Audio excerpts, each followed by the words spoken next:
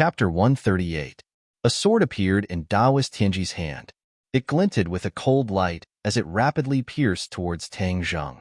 The 3-meter distance was closed in an instant, and the powerful pressure caused people to involuntarily gasp for breath. Tang Zheng raised his sword to block. Ding-dang clashed with Tang Zheng, and Daoist Tianji was forced back several meters. It could be seen just how powerful Daoist Tianji was. "Young man, you are not my opponent. Just give up," Daoist Tianji said with satisfaction. Tang Zheng coldly snorted and used the transcendent flying immortal. The nimble sword technique caused Daoist Tianji's eyes to light up.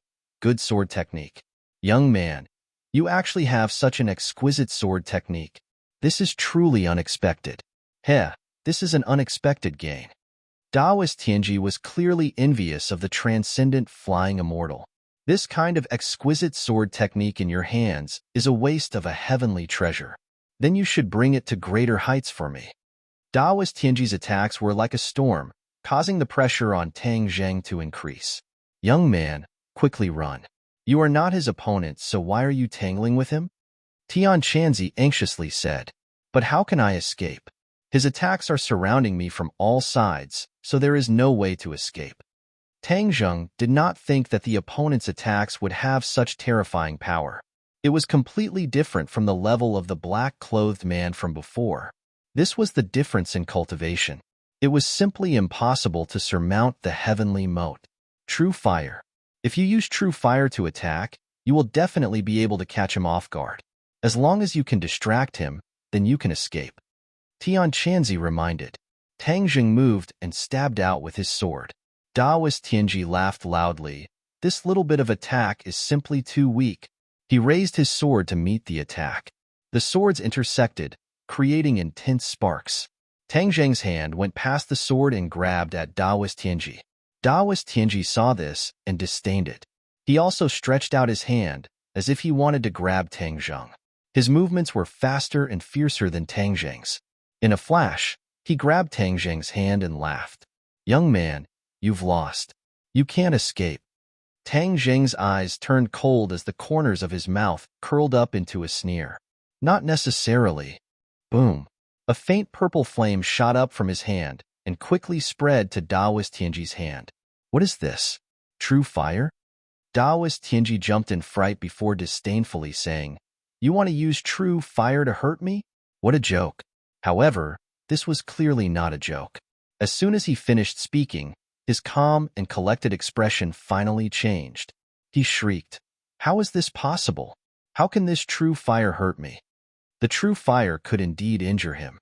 The true fire quickly spread from his arm to the rest of his body, almost turning him into a flaming man. Normally, even if a cultivator's true fire was attached to another cultivator's body, as long as the other party used their cultivation to block off the true fire would not be a problem and would not be able to hurt the other party.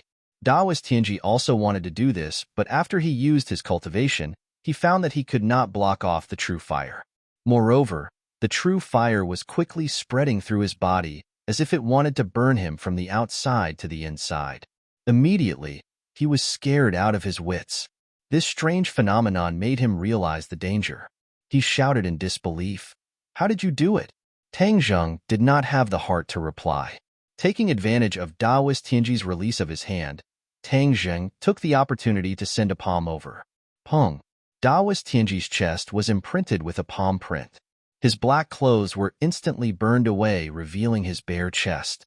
Moreover, the true fire was still drilling into his skin. "Now is the time. Quickly run," Tian Chanzi urged. Tang Zheng understood that even though he used the true fire to injure Daoist Tianji, to truly kill him was easier said than done.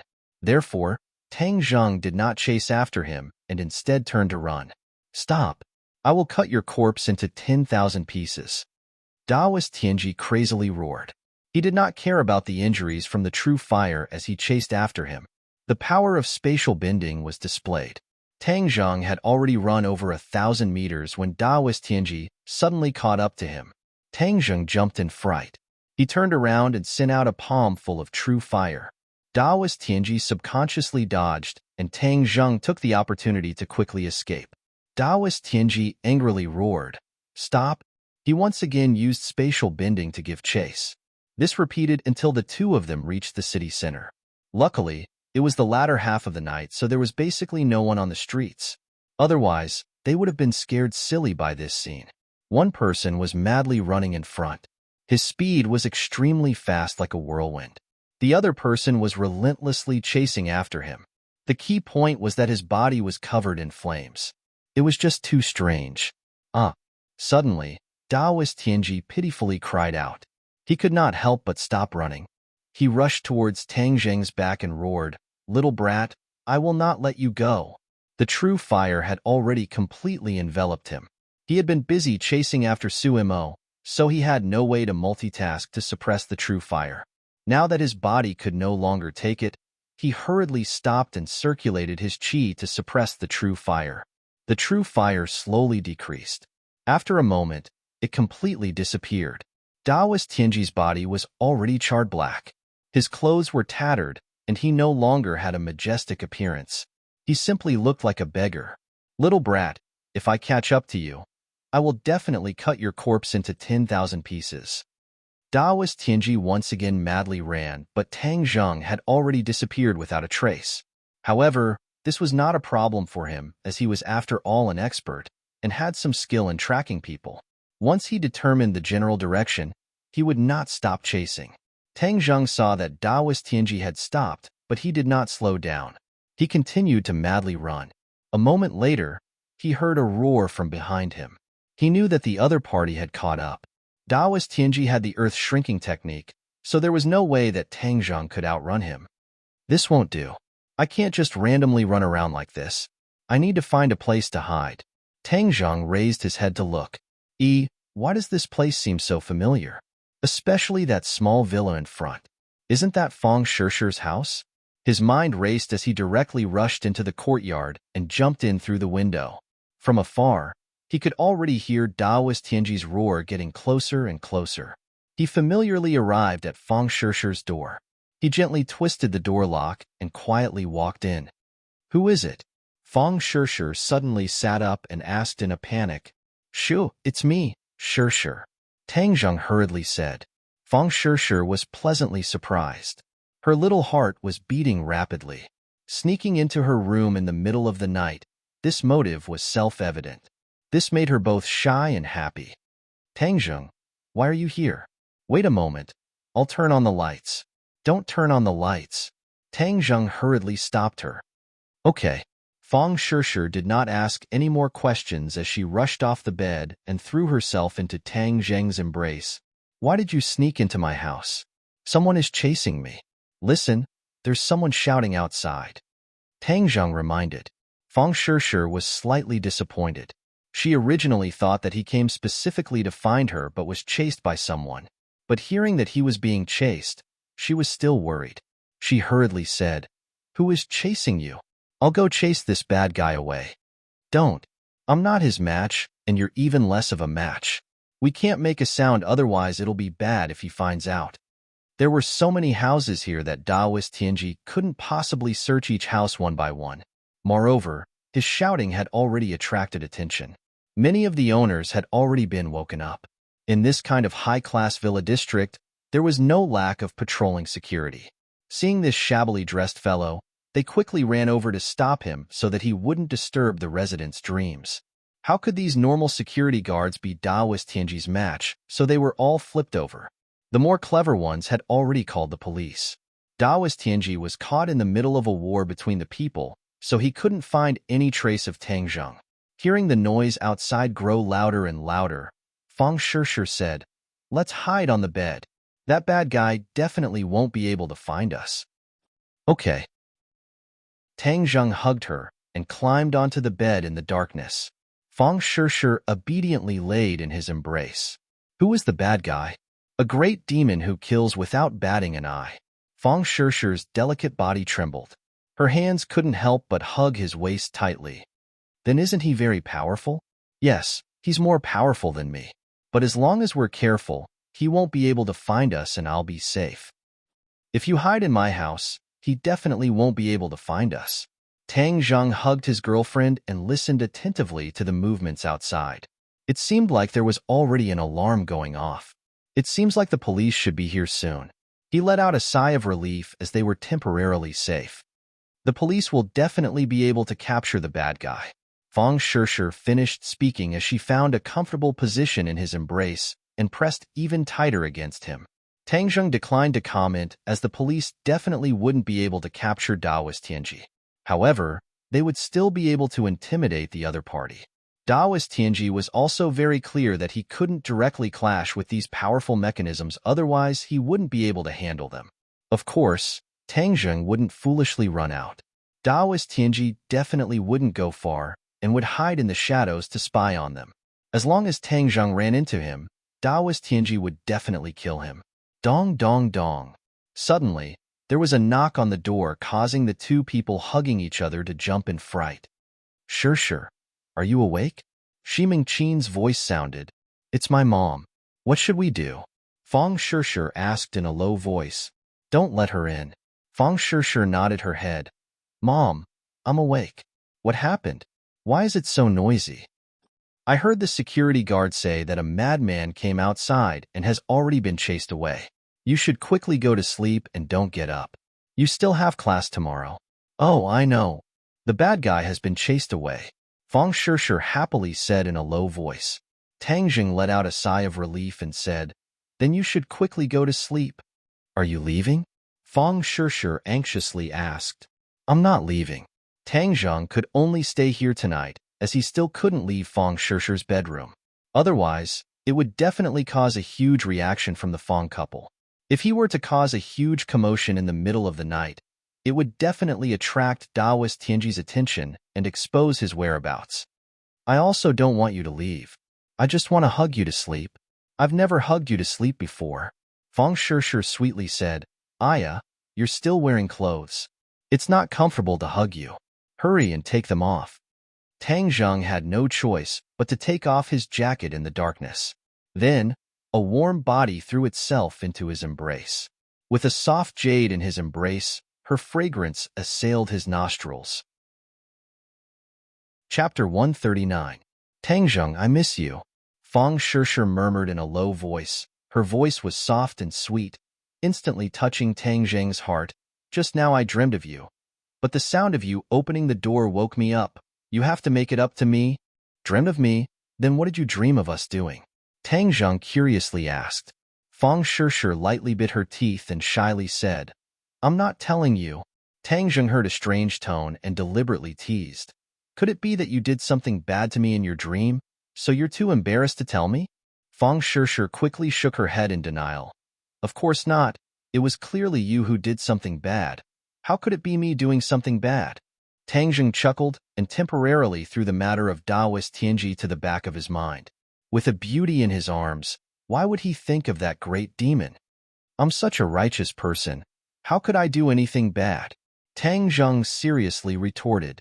Grandma Wang praises herself for selling melons. I'm just speaking the truth. Tang Zheng's hand on her waist slowly moved upwards. Fang Shishir hurriedly grabbed his hand. What are you doing? Just now I scared you. So now I'm going to properly comfort you and make it up to you for disturbing your beautiful dream. Tang Zheng solemnly said. Bad guy. How could Fang Shishir not understand his intentions? She bit her lip and coquettishly said, You dare to call me a bad guy? Then I'm really going to do what bad guys do. Tang Zheng's hand grabbed those two peaks. Don't. Fang Shishir's breathing involuntarily quickened, as if she really was made of water, softening into Tang Zheng's embrace. Sometimes when a woman says she doesn't want it, then she wants it. Tang Zheng, of course, wasn't stupid enough to not understand her true thoughts, so he increased the pace of his attack. Fang Shishir was wearing a nightgown. Tang Zheng's other hand reached under the nightgown, and her smooth and delicate thigh immediately fell into his palm. Fang Shishir's passion was completely aroused. She couldn't help but hug his head and press him against her chest. Tang Zheng's mind immediately sank into a sea of soft dogs. Breathing in the alluring fragrance, his blood almost boiled. He flipped over and pressed her under his body. Although the room was dark, it didn't affect their movements. Only a rustling sound could be heard. followed by deliberately suppressed moans and gasps. Will your parents hear us? Tang Zheng asked worriedly. No, my house is soundproof. With no more worries, Tang Zheng simply increased the intensity of his movements. Immediately, Fang Shishi's cries rose one after another, causing Tang Zheng's beast blood to boil even more. Fang Chonghua and Xi Mingqin were lying on the bed when Xi Mingqin suddenly sat up straight. She shook her husband and said, Chonghua, did you hear a strange sound? Fang Chonghua flipped over and said in a daze, What sound? Don't be so suspicious. Hurry up and go to sleep. Didn't the security say that the madman had already been chased away? Xi Mingqin tilted her head and listened for a while before muttering to herself, Just now I really did hear a sound. Something's not right. There's actually a madman in this area. What are these security guards doing? Let's not talk about this. Hurry up and go to sleep. I still have to go to the company early in the morning. Recently, there has been some progress in the demolition, and I'm so busy that my feet don't even touch the ground. Tang Zheng, that little brat, is really godly. That fire phoenix actually listened to him. Xi Mingqin was still puzzled. Don't look down on Tang Zheng. Before, I also thought that he wouldn't have any future prospects. But now that I've come into contact with him, I feel that I can't see through him. How old is he? 18 years old. 18 years old, and he already has this kind of strength. Think about it. What were you doing when you were 18 years old? Fang Chonghua's interest was aroused by the topic of Tang Zheng. He felt that there was a need to give his wife a serious warning in order to avoid the kind of conflict from before. I was studying when I was 18. Right, he was also studying. But other than studying, he was also able to make this kind of big shot in the underworld deliberately try to rope him in. Moreover, think about it. His family simply couldn't give him any resources. Yet he has this kind of strength. Tell me, how much potential does he have? Fang Chonghua analyzed. Xi Mingqin pondered for a moment and felt ashamed. This little brat is really strange. However, that girl Shishir seems to have steeled her heart to follow him. Hey, this shows that our daughter's eyes are better than yours. Nowadays, there are so many men. To find one that is both pleasing and has strength is extremely difficult. Our daughter's eyes are good and her luck is also good. Hung, why do you make that little brat sound so good? Our daughter is also not bad. However, I still have to keep a close eye on them. Right now, the two of them are so passionate. If they do anything out of the ordinary, then Shishir will suffer a big loss. Xi Mingqin said with worry. Fang Chonghua nodded his head. This point indeed needs to be taken note of. However, you shouldn't interfere too much. Otherwise, it will backfire. Although that girl Shishir's personality is weak, she is actually very stubborn. Once she has decided on something, even 10 horses won't be able to pull her back. Of course I know. She is just as stubborn as you. She is not like me at all. Xi Mingqin said with dissatisfaction. It's good that she is like me. If she was like you, then something big would happen. What did you say? Xi Mingqin stared with wide eyes. Okay, I won't say any more. Didn't you say you heard some movement? You go take a look. After you see, don't be so suspicious and quickly go to sleep. Fang Chonghua waved his hand and closed his eyes.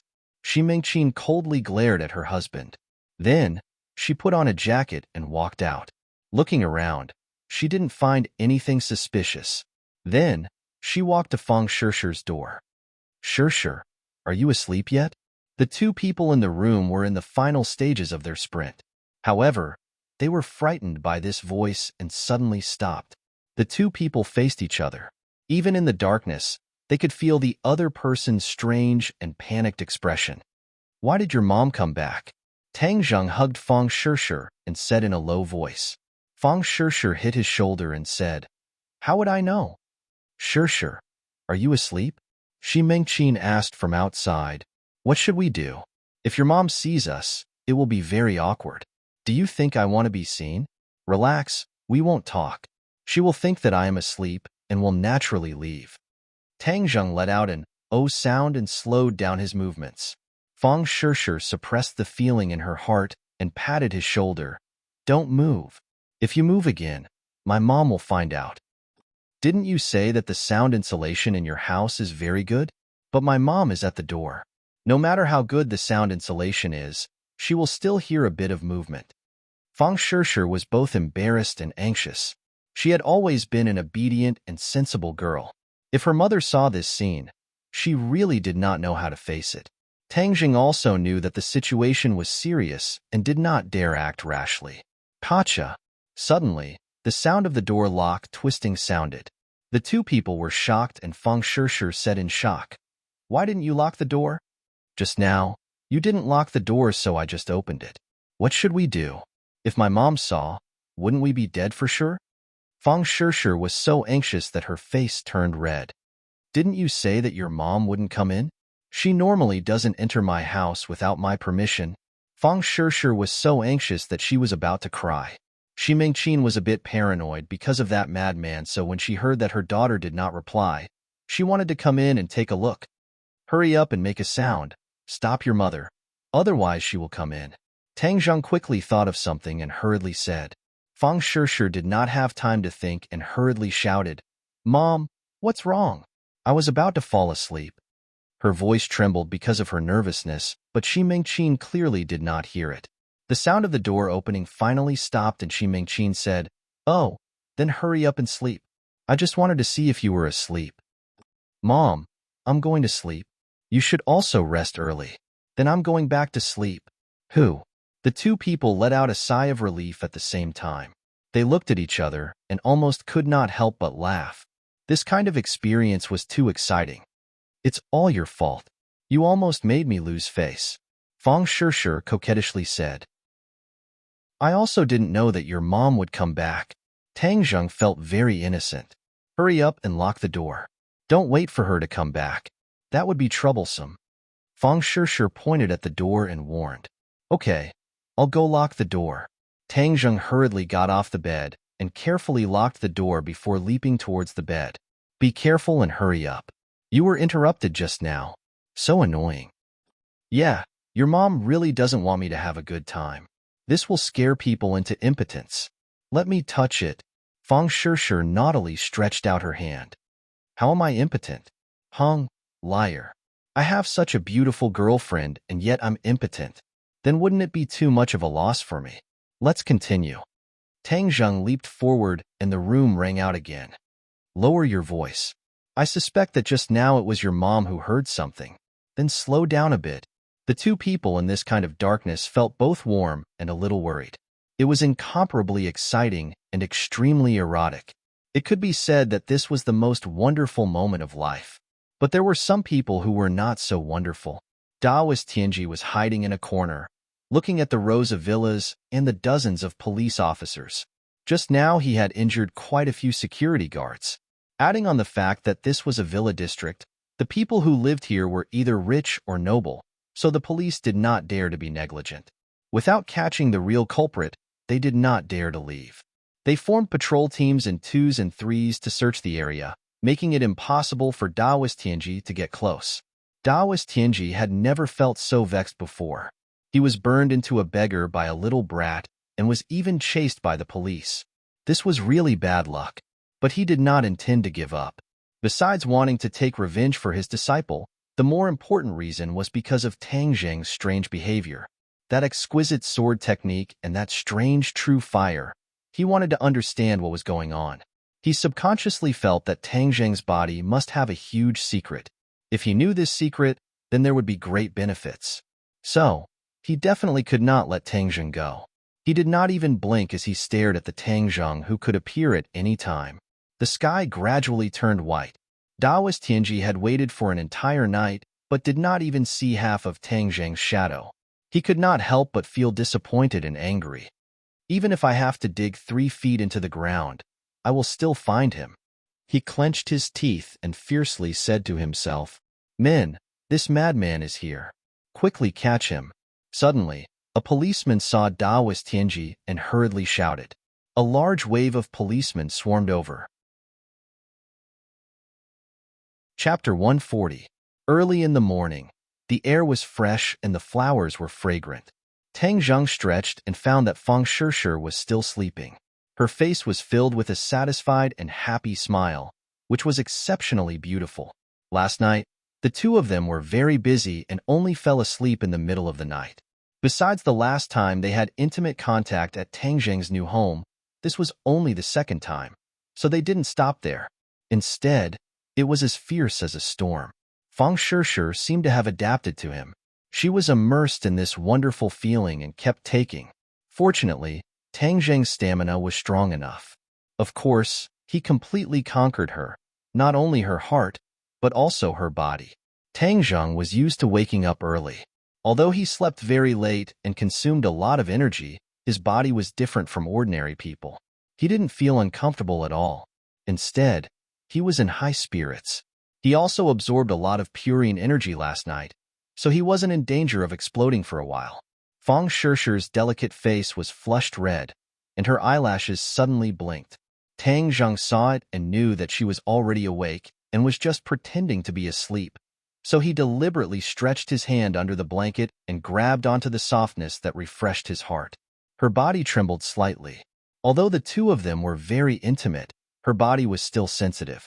Tang Zheng's gentle touch could make her heart tremble. Seeing that she was still pretending to be asleep, Tang Zheng simply increased the strength of his movements. Fang Shishir finally couldn't help but cry out softly. She opened her eyes and said coquettishly, "Doing bad things so early in the morning. You're asking for a beating." Last night, it seemed that someone liked my naughtiness very much and wanted me to be even naughtier. Tang Zheng's mouth slightly curved and said with a naughty smile, "Don't say it, don't say it." Fang Shishir hurriedly sat up and covered Tang Zheng's mouth. The quilt slipped down to her waist, and the alluring scenery of her upper body was exposed. Tang Zheng's claws were still on it. "You're exposed." Tang Zheng raised his eyebrows and joked, "Humph, I won't let you see." Fang Shishir grabbed the quilt and broke free from Tang Zheng's evil clutches, covering the seductive scene. "I looked at it for a long time last night. I already know what it looks like. I can imagine it even without looking." "You bad egg." Fang Shishir's face was as red as a peach blossom. Her eyes looked like they were about to drip water. Shishir, wake up and eat breakfast. I'll send you to school in a bit." Shi Mingqin called from outside the door. "Okay, Mom, I'll be down soon." "Quickly get up and put on your clothes," Fang Shishir urged. "Do you want me to help you put it on?" Tang Jing volunteered. Fang Shishir glared at him and said, "I don't want it. You only know how to be naughty. You only know how to take off people's clothes." The two of them put on their clothes and washed up. When they walked to the door, Fang Shishir stopped and turned her head to look at Tang Zheng. She embarrassedly said, "What if my parents see you?" Tang Zheng shrugged his shoulders, not afraid in the slightest. "In any case, they will find out sooner or later. It is better to find out sooner rather than later. Moreover, in the future it will be convenient for us to be together openly." "Humph, I'll let you off easy."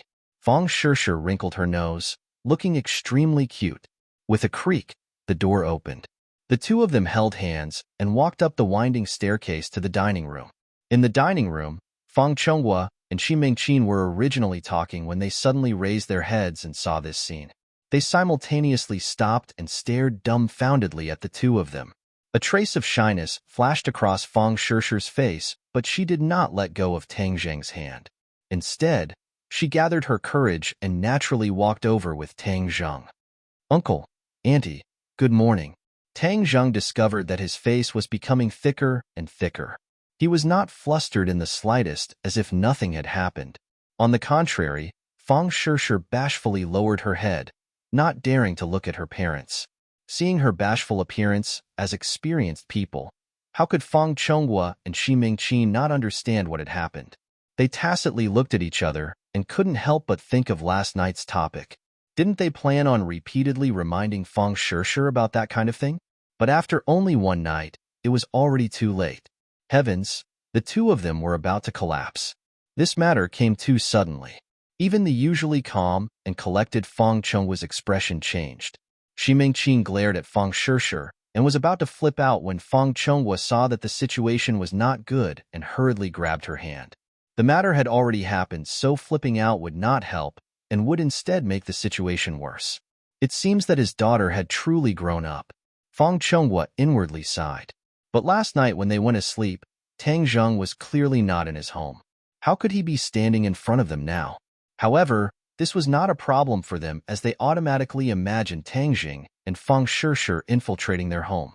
Xi Mengqin also suddenly remembered the strange sound she heard last night. It was definitely made by these two, and she had almost opened the door and bumped into them. She was both a bit angry and a bit happy. After all, bumping into this kind of thing was too embarrassing. Shishir, come here and sit down. Xi Mengqin forcefully suppressed her anger and unhappily said. Feng Shishir obediently went over and sat down, pulling Tang Zheng to sit beside her. Feng Chenghua ordered the servants to add another set of chopsticks as his gaze fell on Tang Zheng's face. 4 pairs of eyes met.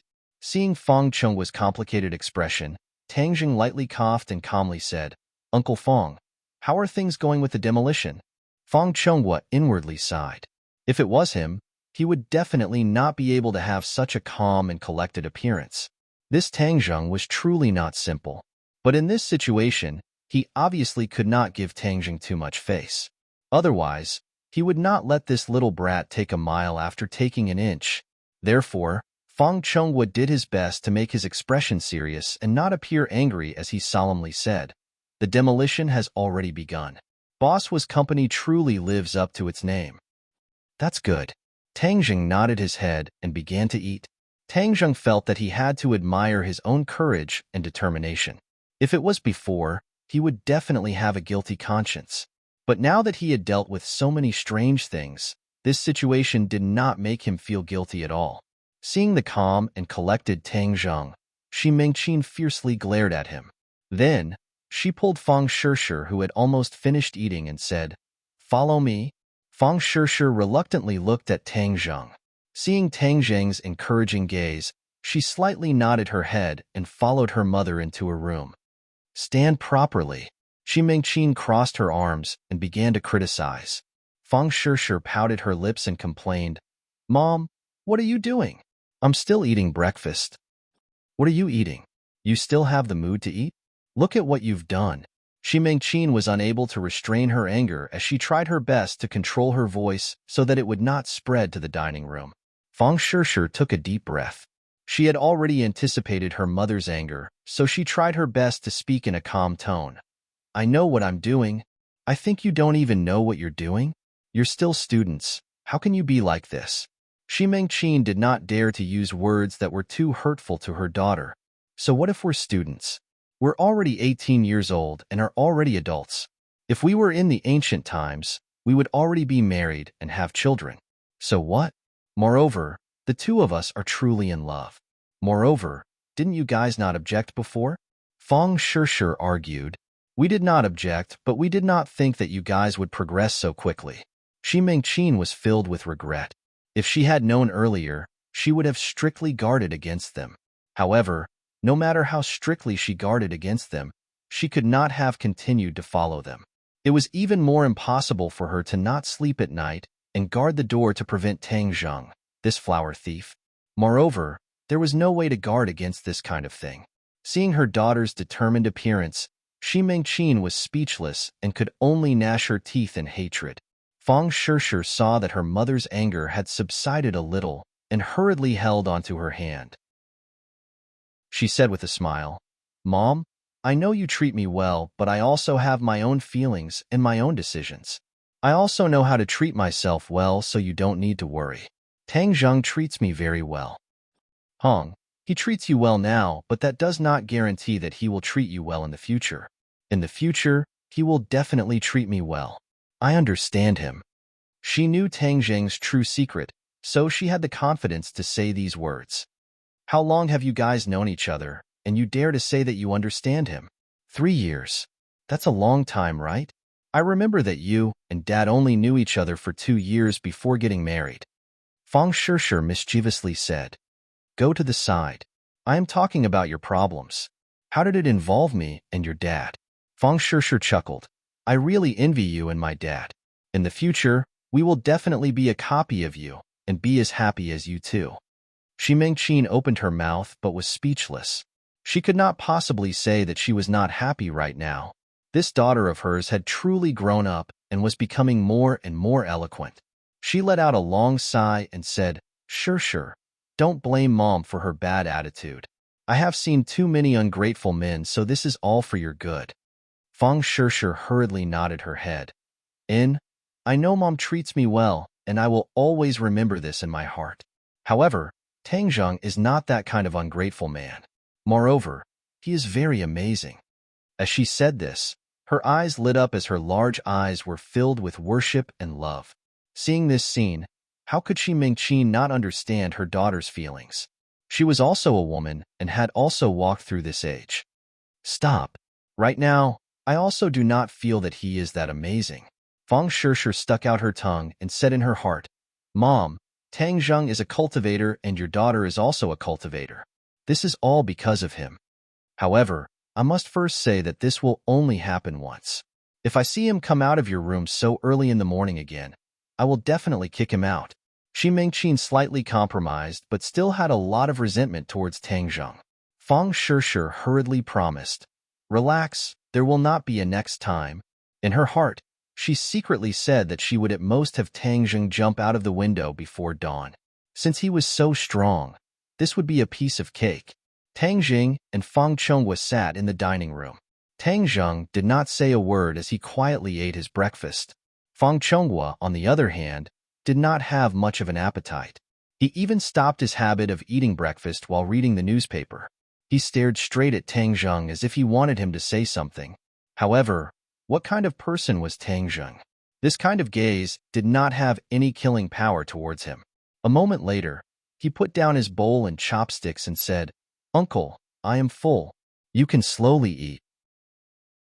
Seeing that he was about to leave, Fang Chonghua could no longer sit still. Chapter 141. Tang Zheng, wait a moment. Fang Chonghua finally opened his mouth. Tang Zheng stopped, sat up straight and asked, Uncle, is there anything else? Fang Chonghua wanted to say something but hesitated. You and Sure. Tang Zheng seriously said, Uncle, perhaps this is a bit sudden for you, but I must solemnly declare that Sure and I truly like each other. If we truly want to be together, there is no difficulty that can stop us. Tang Zheng's attitude was somewhat unyielding. If it was someone else, they would have been kicked out by his father-in-law, but Tang Zheng's words were as it should be. If he were to show weakness, it would not be inconceivable. This was Tang Zheng's current imposing manner. Fang Chonghua waved his hand and said, I'm not trying to stop you, but you're still students after all, and you're sprinting for the college entrance exam. You can't be distracted by other things and ruin all your hard work over the years. Do you understand what I mean? I understand. Sure's grades are very good and I believe that she will be able to get good grades.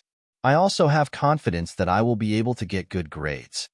Tang Zheng's voice was sonorous and powerful, making it impossible for anyone to doubt him. But Fang Chonghua was a board member of the school, so of course he knew about Tang Zheng's poor grades, so he tactfully reminded him, It is good that you have confidence, but you cannot relax in your studies. I am not worried about Sure's grades, but you.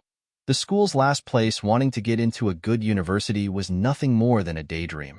Fang Chonghua did not say this as even though he knew that Tang Zheng was outstanding in other areas, he did not have much confidence in his studies. Uncle, I will get first place in the college entrance exam. Tang Zheng firmly said. What? First place in the school? Fang Chonghua felt that he might have misheard. Could it be that he was referring to last place? Uncle, you did not mishear. I will get first place in the school and enter a good university. Tang Zheng repeated. Fang Chonghua finally knew that he did not mishear, but was this really possible? Shi Mingqin and Fang Sure walked out and coincidentally heard these words.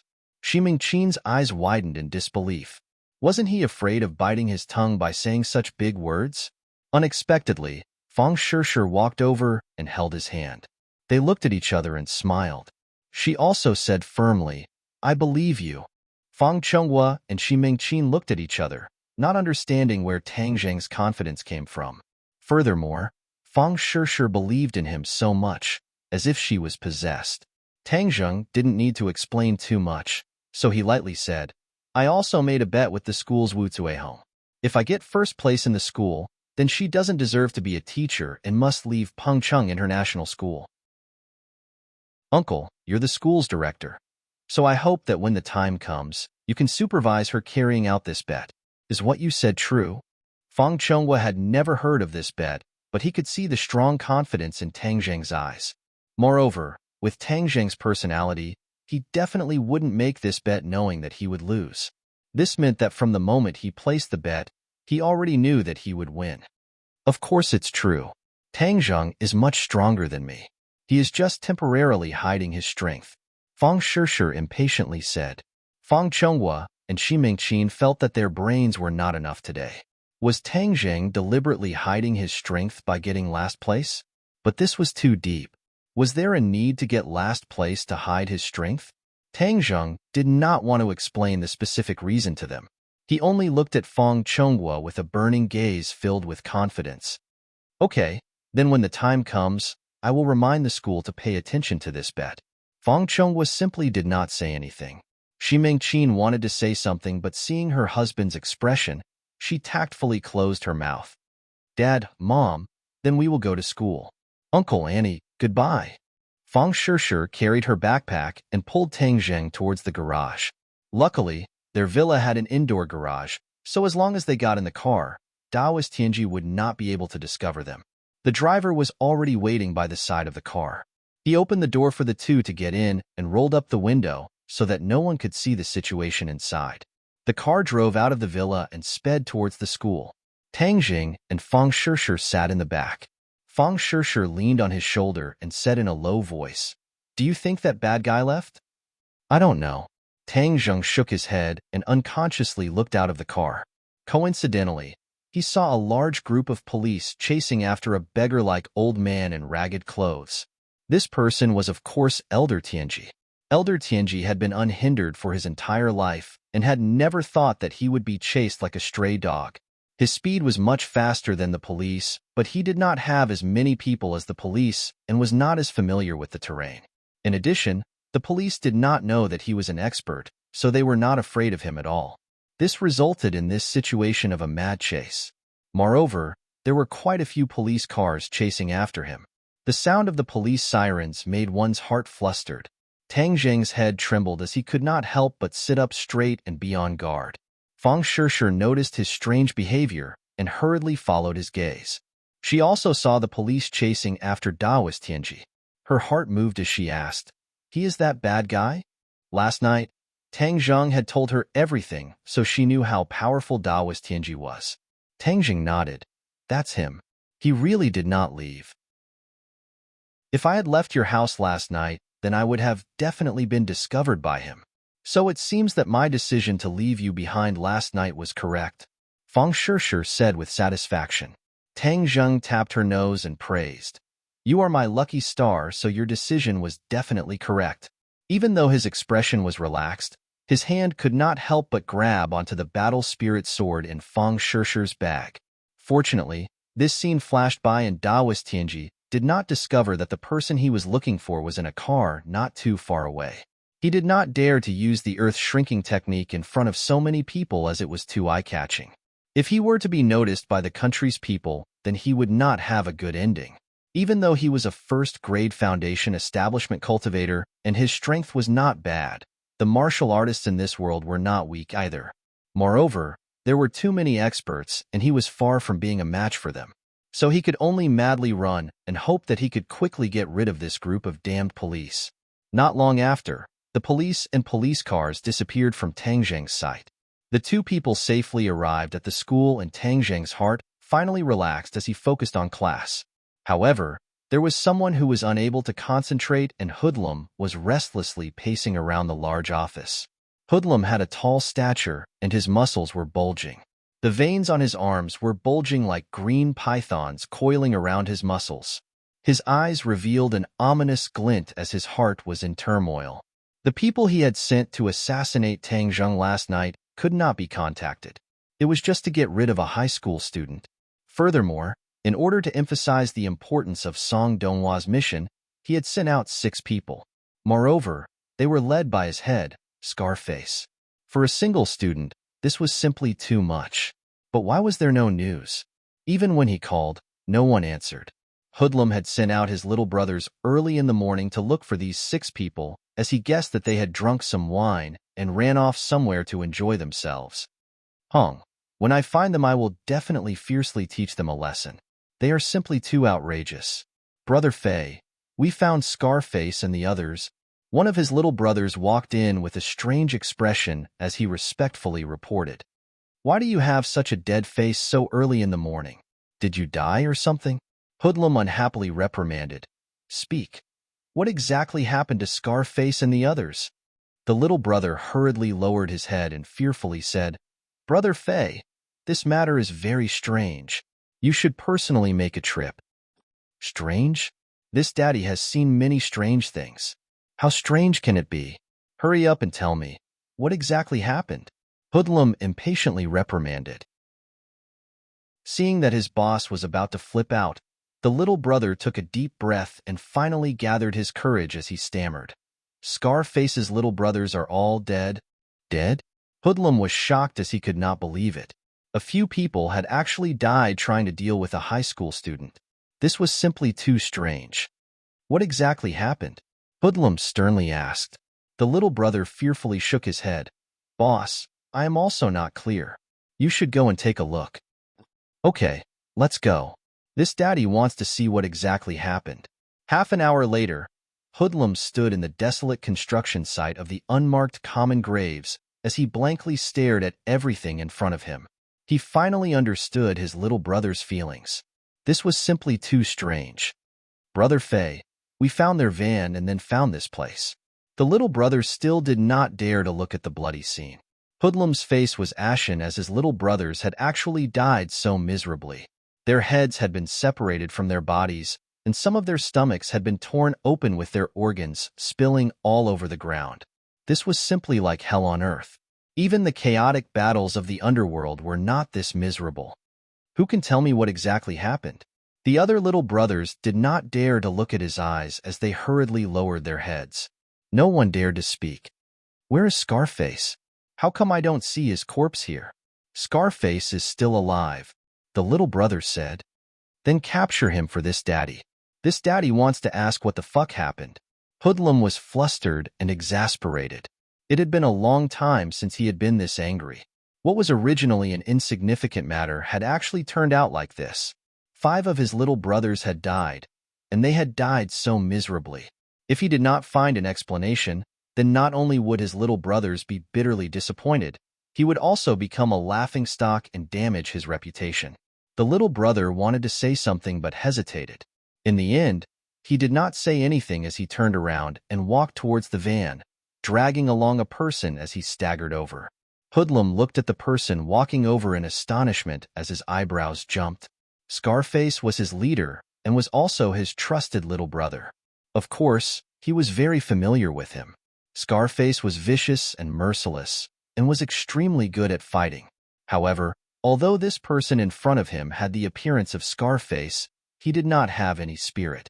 His face was lifeless like a fool and was completely different from the Scarface that he knew. Hoodlum became even more suspicious. Just what had happened to make his ruthless leader become like this? He had to find out. He grabbed Scarface's collar and angrily roared, Scarface, just what happened? Chapter 142. Scarface looked at Hoodlum blankly, his eyes lifeless. Hoodlum was enraged and slapped Scarface. F***K. Are you stupid? Answer me. Ghost, ghost. Scarface suddenly shouted, as if he had gone mad, brandishing his claws and brandishing them. Pooh. Hoodlum was not careful and his face was scratched a few times. Blood immediately seeped out, making him look battered and exhausted. Hoodlum was actually injured by his own leader. If this were to spread, he would become a laughing stock. Hoodlum was unable to restrain his anger and kicked Scarface to the ground. He was still angry and stepped on Scarface. F***K. You dare to attack me? Are you crazy? Scarface curled up on the ground and screamed, but he still kept on repeating, Ghost, ghost. Brother Fay, calm down. The other lackeys saw this and quickly persuaded, Brother Fay, Scarface seems to have really gone mad. You can hear him calling ghosts. When we found him, he was also like this. What? Hoodlum stopped and looked suspiciously at Scarface, who was curled up on the ground. Scarface was still muttering nonstop, and his face was still full of fear. Hoodlum had seen this kind of fear many times. Before he killed someone, the person he killed would also feel this kind of bone-chilling fear, which is commonly known as being scared out of their wits.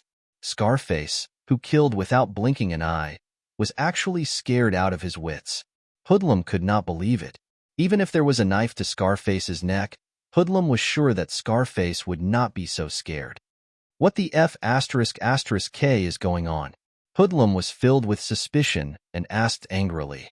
The lackeys trembled in fear and hesitated to speak. What are you waiting for? If you don't speak, I will cripple you. The underling trembled and pointed at the ground under his feet. Brother Fay, do you still remember where we are? Hoodlum frowned and looked around. This place was extremely desolate, and there were barely any signs of life. What kind of place was this? What kind of place is this? Brother Fay, this is the damned place. It's ordinary balances, unmarked common graves, the one that's haunted. After the little brother finished speaking, he couldn't help but look around, as if he was really afraid that a ghost would come to take his life. Hoodlum's heart trembled as he finally remembered this dangerous place. He was a gangster and didn't believe in ghosts. However, the incident with the developer a few years ago had caused a lot of commotion and left him with a lingering fear. Brother Fay, I'm guessing that Scarface and the others encountered something dirty. That's why they died so miserably. That's why he became an idiot. Otherwise, why would he keep muttering about ghosts? The little brother speculated. Hoodlum shivered and looked at the messy corpses on the ground. Indeed, this was not something an ordinary person could do. Otherwise, that person would be too abnormal. But he couldn't show his fear in front of his little brother, so he pretended to be angry and said, "Damn it, how can there be so many ghosts in this world? If there's a ghost, why didn't the people I killed come back for my life? F***CK, a bunch of idiots. Why are you so afraid of ghosts? Where are the ghosts? Come out. Let me take a look." He angrily roared at the desolate construction site. Everything was silent, and there was no response. However, this scared the little brothers so much that they began to tremble and almost ran away. Hoodlum's performance was undoubtedly very domineering. In the hearts of the little brothers, his image was once again raised by another level. Following a big brother who wasn't even afraid of ghosts, of course they would have more prospects. This is definitely the work of some bastard who wants to go against me. They purposely made it look like a ghost to confuse the public. Don't think that I, Hoodlum, won't be able to find out. In ordinary balances territory, I, Hoodlum, have the final say. Those who go against me can only die. Hoodlum was seething with anger. Drag Scarface back and find a doctor to see if he can be cured. I, Hoodlum, want to know what exactly happened. Yes. A few of the younger brothers hurriedly dragged Scarface away, afraid of provoking their boss's anger again.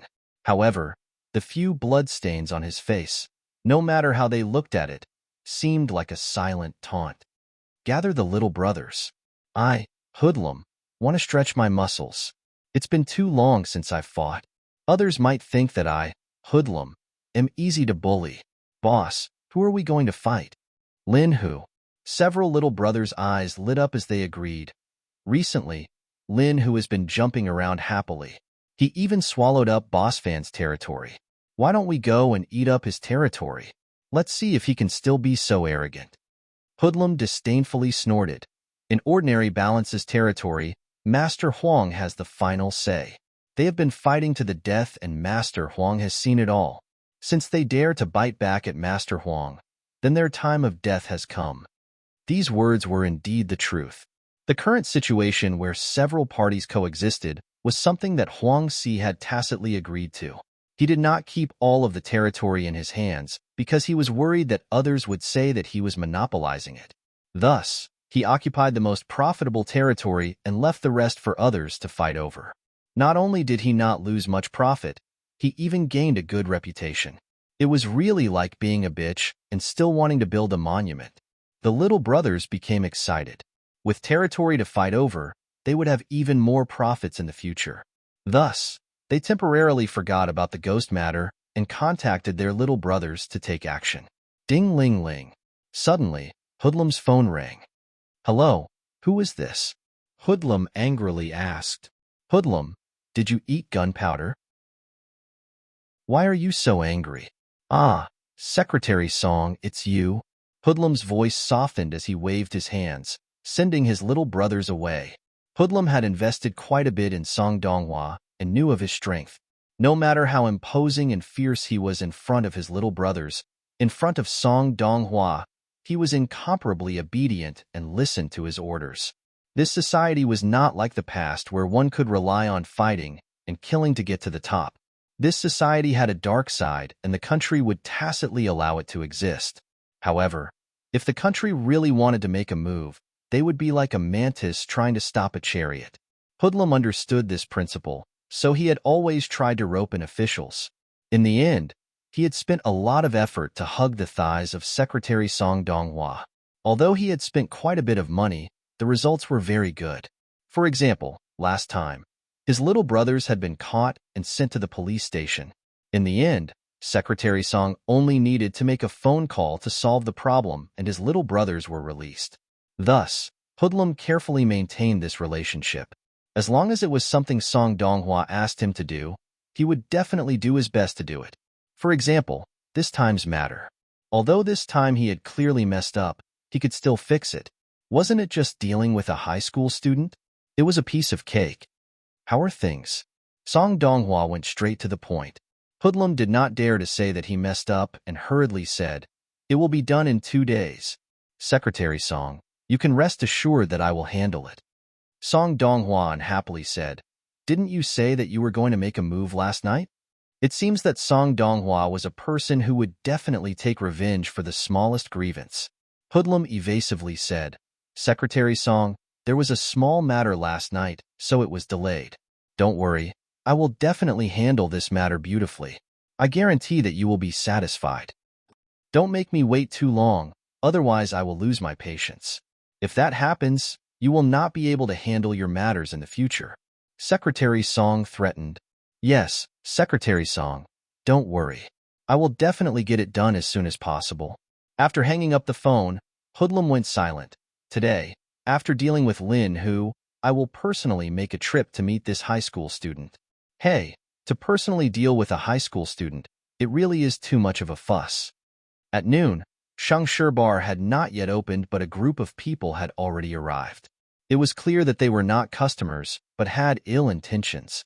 When Lin Hu's little brothers saw this, they quickly ran upstairs to report. Pong! A loud sound rang out as Hoodlum sent the door flying with a kick, smashing into the wall far away. He stood imposingly at the entrance, glaring angrily. Sweeping his gaze, Lin Hu's lackeys all hid far away. "Yo, isn't this Brother Fei? Why are you so angry? Come, give Brother Fei a glass of wine. Put in some ice to cool down his anger." Dongzi came out to greet him and feigned enthusiasm. "Who the F***ck are you? What qualifications do you have to speak in front of me? Scram, tell your boss Lin Hu to come talk to me. Otherwise, I will start smashing," Hoodlum said arrogantly. Behind him, over 100 little brothers immediately screamed and waved the sticks in their hands. It was a frightening sight. "Brother Fei, I am Brother Hu's little brother Dongzi. If you have anything to say, you can tell me," Dongzi said while suppressing his anger. "Pei, tell you? Are you even worthy?" Hoodlum's leg flew up and swept towards Dongzi. Dongzi reacted quickly and immediately raised his arm to block. Although he blocked, there was still a muffled sound as Dongzi flew out and smashed into the counter. It could be seen how powerful that kick was. "Pei, you can't even withstand a single blow." Hoodlum disdainfully spat out a mouthful of saliva. Behind him, his little brothers cheered him on. "Brother Fei is mighty." Lin Hu's little brothers began to stir and were about to charge forward when they saw Dongzi stumbling as he stood up and blocked his little brother. He wiped the blood from the corner of his mouth and asked with a gloomy face, "Brother Fei, you're not being particular. Are you trying to pick a fight with Brother Hu? So what if I want to pick a fight with him? Let me tell you, Not only will I pick a fight, I will also ruthlessly step on Lin Hu so that he will never be able to rise again. Hoodlum said with a murderous look. Yo, Brother Fei, you're so aggressive. Did you eat a bull's penis early in the morning? You're so angry that you want to step on me so that I will never be able to rise again. You scared me to death. Lin Hu lazily walked downstairs and looked at Dongzi. How are you? Dongzi clenched his teeth and shook his head. I'm fine. Lin Hu nodded his head as he walked towards Hoodlum. Hoodlum's pupils shrunk as they had not seen each other for a short period of time, and Lin Hu's aura seemed to have changed. He was now filled with confidence. Brother Fei, what happened to your face? Did some little girl scratch you? Hey, you're going to be disfigured. Lin Hu jokingly said, but in his heart he was very puzzled as why Hoodlum would come looking for him. Could it be that Fire Phoenix had told on him? Impossible. Lin Hu decided to wait and see. Hoodlum was already angry, and mentioning the bloody scars on his face made him even angrier. It seemed like this fight was unavoidable. Chapter 143. Hoodlum angrily glared at him. Lin Hu, don't think that I don't know what you've done. Was the matter with Scarface done by you? Actually, Hoodlum wasn't sure who was the one behind Scarface's matter, but he had a good reason, so he didn't mind pinning this matter on Lin Hu's head. Fairy Search, download free novels. During this period of time, Lin Hu had been jumping around very happily. Hoodlum felt threatened, so he wanted to beat him down. Brother Fei, you can eat whatever you want, but you can't say whatever you want. I heard that Scarface was injured by a malicious spirit in the unmarked common graves, so I was just about to go and ask him about it. Lin Hu flatly denied.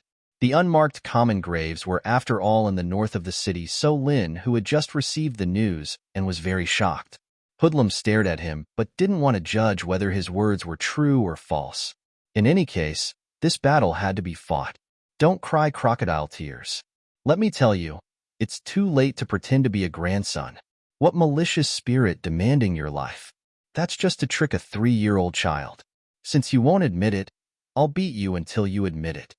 Lin Hu's eyebrows jumped. Brother Fei, then you're purposely looking for an excuse to deal with me? So what if I'm going to deal with you? Hoodlum disdainfully said, and then took a step forward. Their eyes met, and Hoodlum didn't see any fear in Lin Hu's eyes. This made him even more determined to get rid of Lin Hu. A person who wasn't afraid of him would one day threaten his existence, so he waved his hand. Attack? More than 100 underlings swarmed into the bar, waving their clubs and smashing the bar. Fine, if you want to fight, then I'll fight. Let's see who will win in the end. Lin Hu clenched his teeth and said with an ashen face. The battle was already unavoidable. If he were to shrink back, then he wouldn't have the face to mingle in the underworld. But he was a little regretful that he wasn't fully prepared for this battle. But even if it was difficult, he still had to fight. Good, then I want to see how a 2nd-grade refining body like you can fight against a 5th-grade refining body like me. Hoodlum jokingly said as he swept his leg towards Lin Hu's lower body. Lin Hu leaped backwards and dodged the attack. He roared, Brothers, beat them up for me. Beat them up ruthlessly. They dare to behave atrociously in our territory. We must beat them down. Suddenly, the two sides were engaged in a chaotic battle. This was Lin Hu's base camp, so of course, he had a lot of people. They were almost evenly matched, but the bar suffered a calamity. It was basically smashed beyond recognition. Lin Hu's eyes were spitting fire as he leapt towards Hoodlum. Flipping his hand behind his back, a chilling machete appeared in his hand as he viciously chopped towards Hoodlum. You dare to make a fool of yourself with such petty tricks? I'll let you open your eyes and see what a true expert is. Hoodlum's face was full of disdain as he met the attack with his bare hands. He kicked out towards Lin Hu's chest. Even though Lin Hu had a weapon in his hand, he didn't dare be careless. He knew the power of Hoodlum's spring kick. Hoodlum was Huang Xi's most proud disciple. It was said that Huang Xiang didn't like to learn spring kick, so Huang Xi passed down the essence of spring kick to Hoodlum. Hoodlum was only 30 years old, but he was already a 5th-grade refining body cultivator. Spring kick was fast and fierce. One kick was accompanied by a strong wind that made people unable to open their eyes. But Lin Hu wasn't a mediocre person. He swept his machete horizontally towards Hoodlum's leg. The machete's momentum was like the wind, as if it could even cut through steel.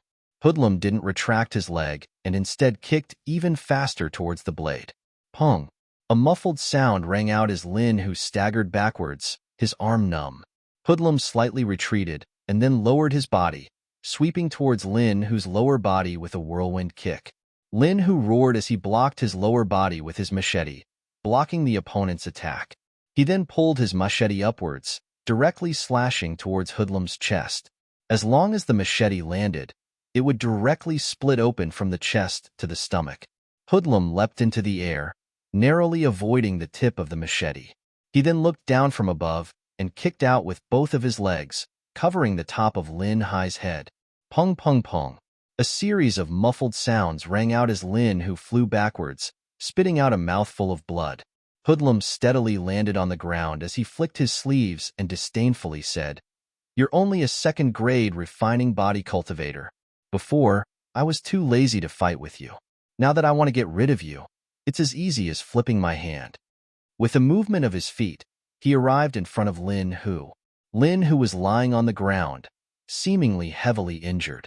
When the other lackeys saw this, they all angrily shouted, "Don't hurt my boss." Dongzi directly pounced towards Hoodlum. Hoodlum glanced at him from the corner of his eyes and kicked out.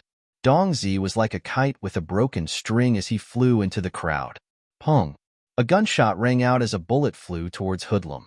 Hoodlum hurriedly pulled over a lackey beside him. Pooh! Blood splattered everywhere as the lackey was shot while he himself was unharmed. He angrily looked at Lin Hu as he stood up with a gun in his hand, aiming it straight at Hoodlum. Using a gun? F***CK. You think you can beat me with a gun? Dream on. Hoodlum angrily roared as he threw the lackey in his hand towards Lin Hu. He then hid behind the lackey and quickly approached Lin Hu. His vision turned black as a figure flew over, completely blocking Lin Hu's line of sight, making it impossible for him to aim at Hoodlum. He couldn't help but turn pale with fright as he hurriedly retreated. However, behind him was a wall, and there was no way to retreat. Lin Hu originally didn't intend to use his gun, but in this situation, if he didn't use his gun, he would have no way to survive. This gun was given to him by Tang Zheng from Boss Fan. He didn't expect that it would come in handy here. At this moment, how he wished that Tang Zheng was here so that Hoodlum wouldn't be able to do anything. Suddenly, he was even more determined to follow Tang Zheng. If I don't die today, even if young Master Tang uses a stick to chase me away, I won't leave. I will definitely let him sit on the top of the ordinary balance underworld. He didn't have time to pull the trigger because Hoodlum had already arrived in front of him under the cover of his lackey. Hoodlum's leg swept towards his arm. Gotcha!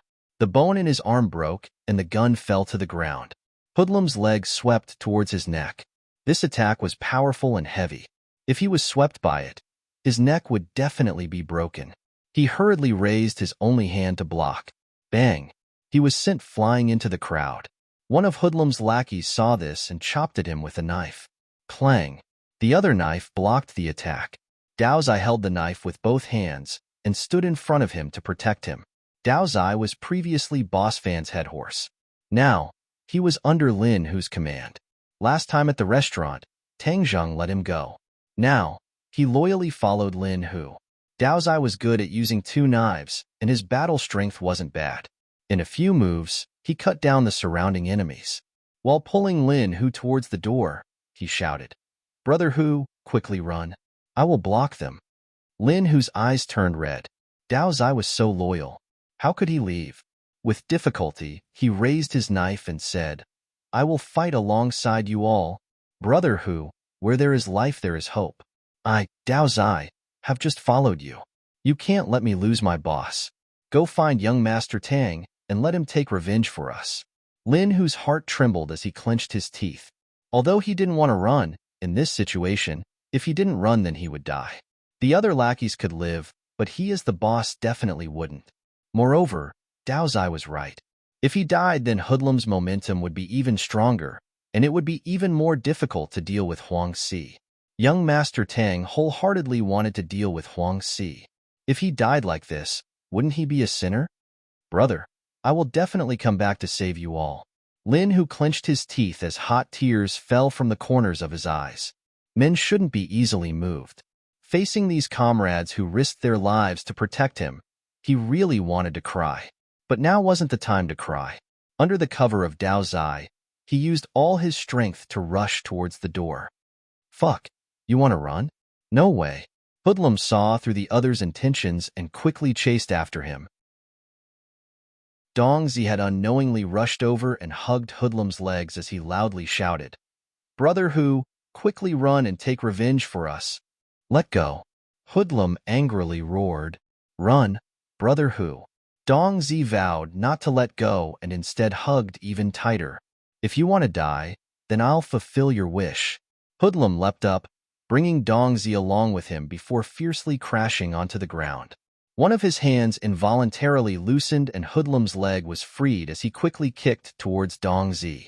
Dongzi desperately hugged onto his other leg, spitting out blood but still didn't loosen his grip. "Help!" It was unknown who roared, but Lin Hu's subordinates all rushed towards Hoodlum, wanting to block him and give their boss a chance to escape.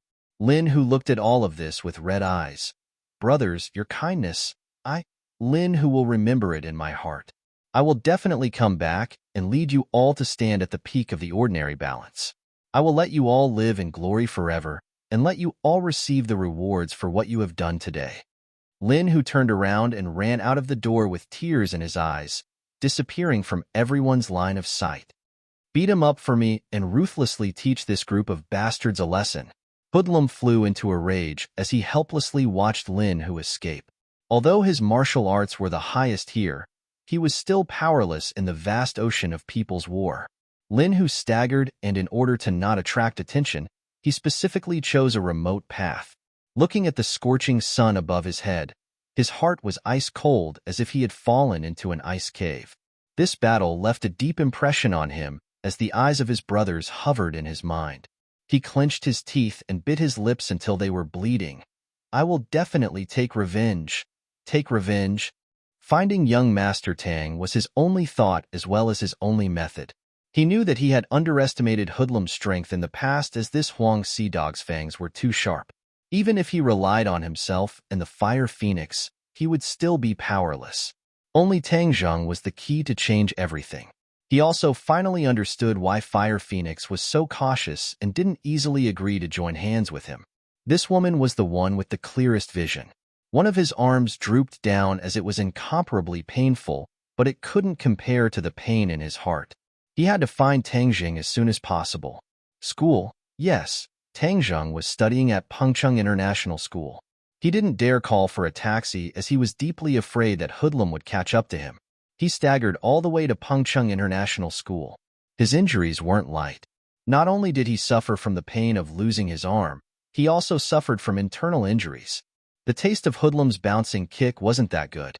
Finally, he saw his destination in the distance as a group of students filed out. Chapter 144. Lin Hu's eyes widened as he searched through the crowd of students. Suddenly, a familiar figure jumped into his eyes. Net, young Master Tang. He controlled the cry that he was about to blurt out. Looking at his battered and exhausted self covered in blood, he lowered his head in shame and did not go over. He understood that Tang Zheng did not want too many people to know about him, so he did not dare to go over in public. Tang Zheng sent Feng Shishir to the car and watched her leave. He then walked with Feng Yong. The two of them chatted and laughed, no different from the students beside them. When the two of them got closer, Lin Hu jumped out from a corner and called out in a low voice, "Young Master Tang." Tang Zheng and Feng Yong were originally discussing the problem of martial arts. Feng Yong was after all too old and his aptitude was average, so his progress in martial arts was not as fast as Feng Shishir's. However, thanks to the guidance of a great teacher like Tang Zheng, he could be considered to have stepped into the threshold of martial arts. "Boss, when do you think I can be as strong as you?" Feng Yong asked in worship. Tang Zheng gave a faint smile and encouraged him. "As long as you work hard, it is possible." Feng Yong nodded. "I will definitely work hard so that people like Takashi will never be able to bully me again." 5. Takashi hasn't bullied you now, right? Of course he wouldn't dare. With boss protecting me, who would dare to touch me? Feng Yong said proudly. However, Takashi has been acting strange recently, especially that look in his eyes. I keep feeling that there is a problem. Tang Zheng did not have time to reply when he saw a person jump out from the side. He jumped in fright, thinking that it was Daoist Tianji. Who's he? Why is it you? Tang Zheng looked at Lin Hu in astonishment. His gaze trembled as he saw the blood on his clothes. He could not help but frown. What's wrong? Young Master Tang, I have something to talk to you about. Lin Hu glanced at Feng Yong and hesitated. Feng Yong looked at this stranger in astonishment. He actually called his boss Young Master Tang. He felt baffled. When did his boss have such a nickname?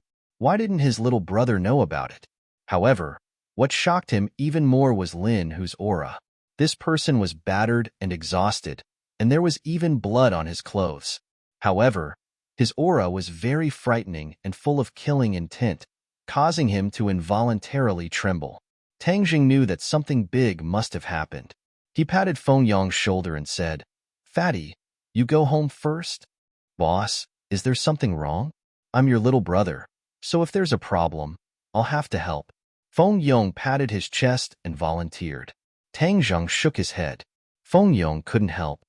"Go back. You don't have to get involved in this." "Oh, boss, just give me a call if you need anything. I'll be there in a minute." Seeing Tang Zheng's firm attitude, Feng Yong left reluctantly. "Let's talk over there." There were too many students nearby. Tang Zheng and Lin Hu walked into a side alley. "What's going on?" "Young Master Tang, Hoodlum brought people to sweep through my territory, saying that I killed his little brother. Everyone knows that his leader, Scarface, was killed by a malicious spirit in the unmarked common graves. He is just looking for an excuse to get rid of me and swallow my territory." Lin Hu angrily said. "Scarface?" Tang Zheng's head moved. He remembered that Scarface from last night. Wasn't he sent by Hoodlum to kill him? He originally wanted to find Hoodlum and find out who wanted his life. He didn't think that Hoodlum would first find Lin Hu. Looking at Lin Hu's appearance, the situation didn't look good. "What happened in the end?" Tang Jing asked. Lin Hu hung his head and said in shame, "I wasn't Hoodlum's opponent. My brothers risked their lives to let me escape." Saying this, his shoulders trembled. Tears flickered in his eyes, as if they were about to burst out. Tang Zheng secretly sighed. Although it was just a few words, he could imagine just how desperate the battle was. He patted Lin Hu's shoulder and comforted him. "Since your brothers risked their lives to let you escape, then they wanted you to make a comeback. What are you crying for? What do you plan to do next?" He raised his head and looked straight at Tang Zheng. He clenched his teeth and with a putong sound, he kneeled on the ground. "Young Master Tang, I beg you to save my brothers. Get up." A man has gold under his knees. He kneels to the heavens, to the earth, and to his parents. "You don't need to kneel to me." Tang Zheng's face sank as he reprimanded. Lin Hu did not get up as he continued to speak. "Young Master Tang, you said before that you don't want to get involved in matters of the underworld, so normally I don't dare to disturb you. But in the ordinary balance underworld, Huang Si has the final say. He is vicious and merciless, so he definitely won't let my brothers off. Young Master Tang, from now on I pledge to follow you. My life is yours. I only hope that you can lead my brothers out of this encirclement and get rid of those two bastards Hoodlum and Huang Si. Then we will support you in becoming the head of the ordinary balance underworld. I will be your cow and horse. Wherever you point me to, I will do it without any hesitation." Seeing this indomitable man say these words, Tang Zheng could completely understand the pain and suffering in his heart. Of course, there was also the desire for revenge. But Tang Zheng was a student and a cultivator. He really did not want to get involved in matters of the underworld. But this time Hoodlum taught him a lesson. Although Scarface and the others could not harm him, they could easily harm others. In the future, when Tang Zheng went to study elsewhere, what would happen to his grandfather? Would he also take his grandfather with him? Of course he had the strength to do so, but it was difficult to leave one's homeland. His grandfather definitely did not want to leave the ordinary balance. What if Hoodlum or Huang Si saw that they could not deal with him and turned to deal with his grandfather?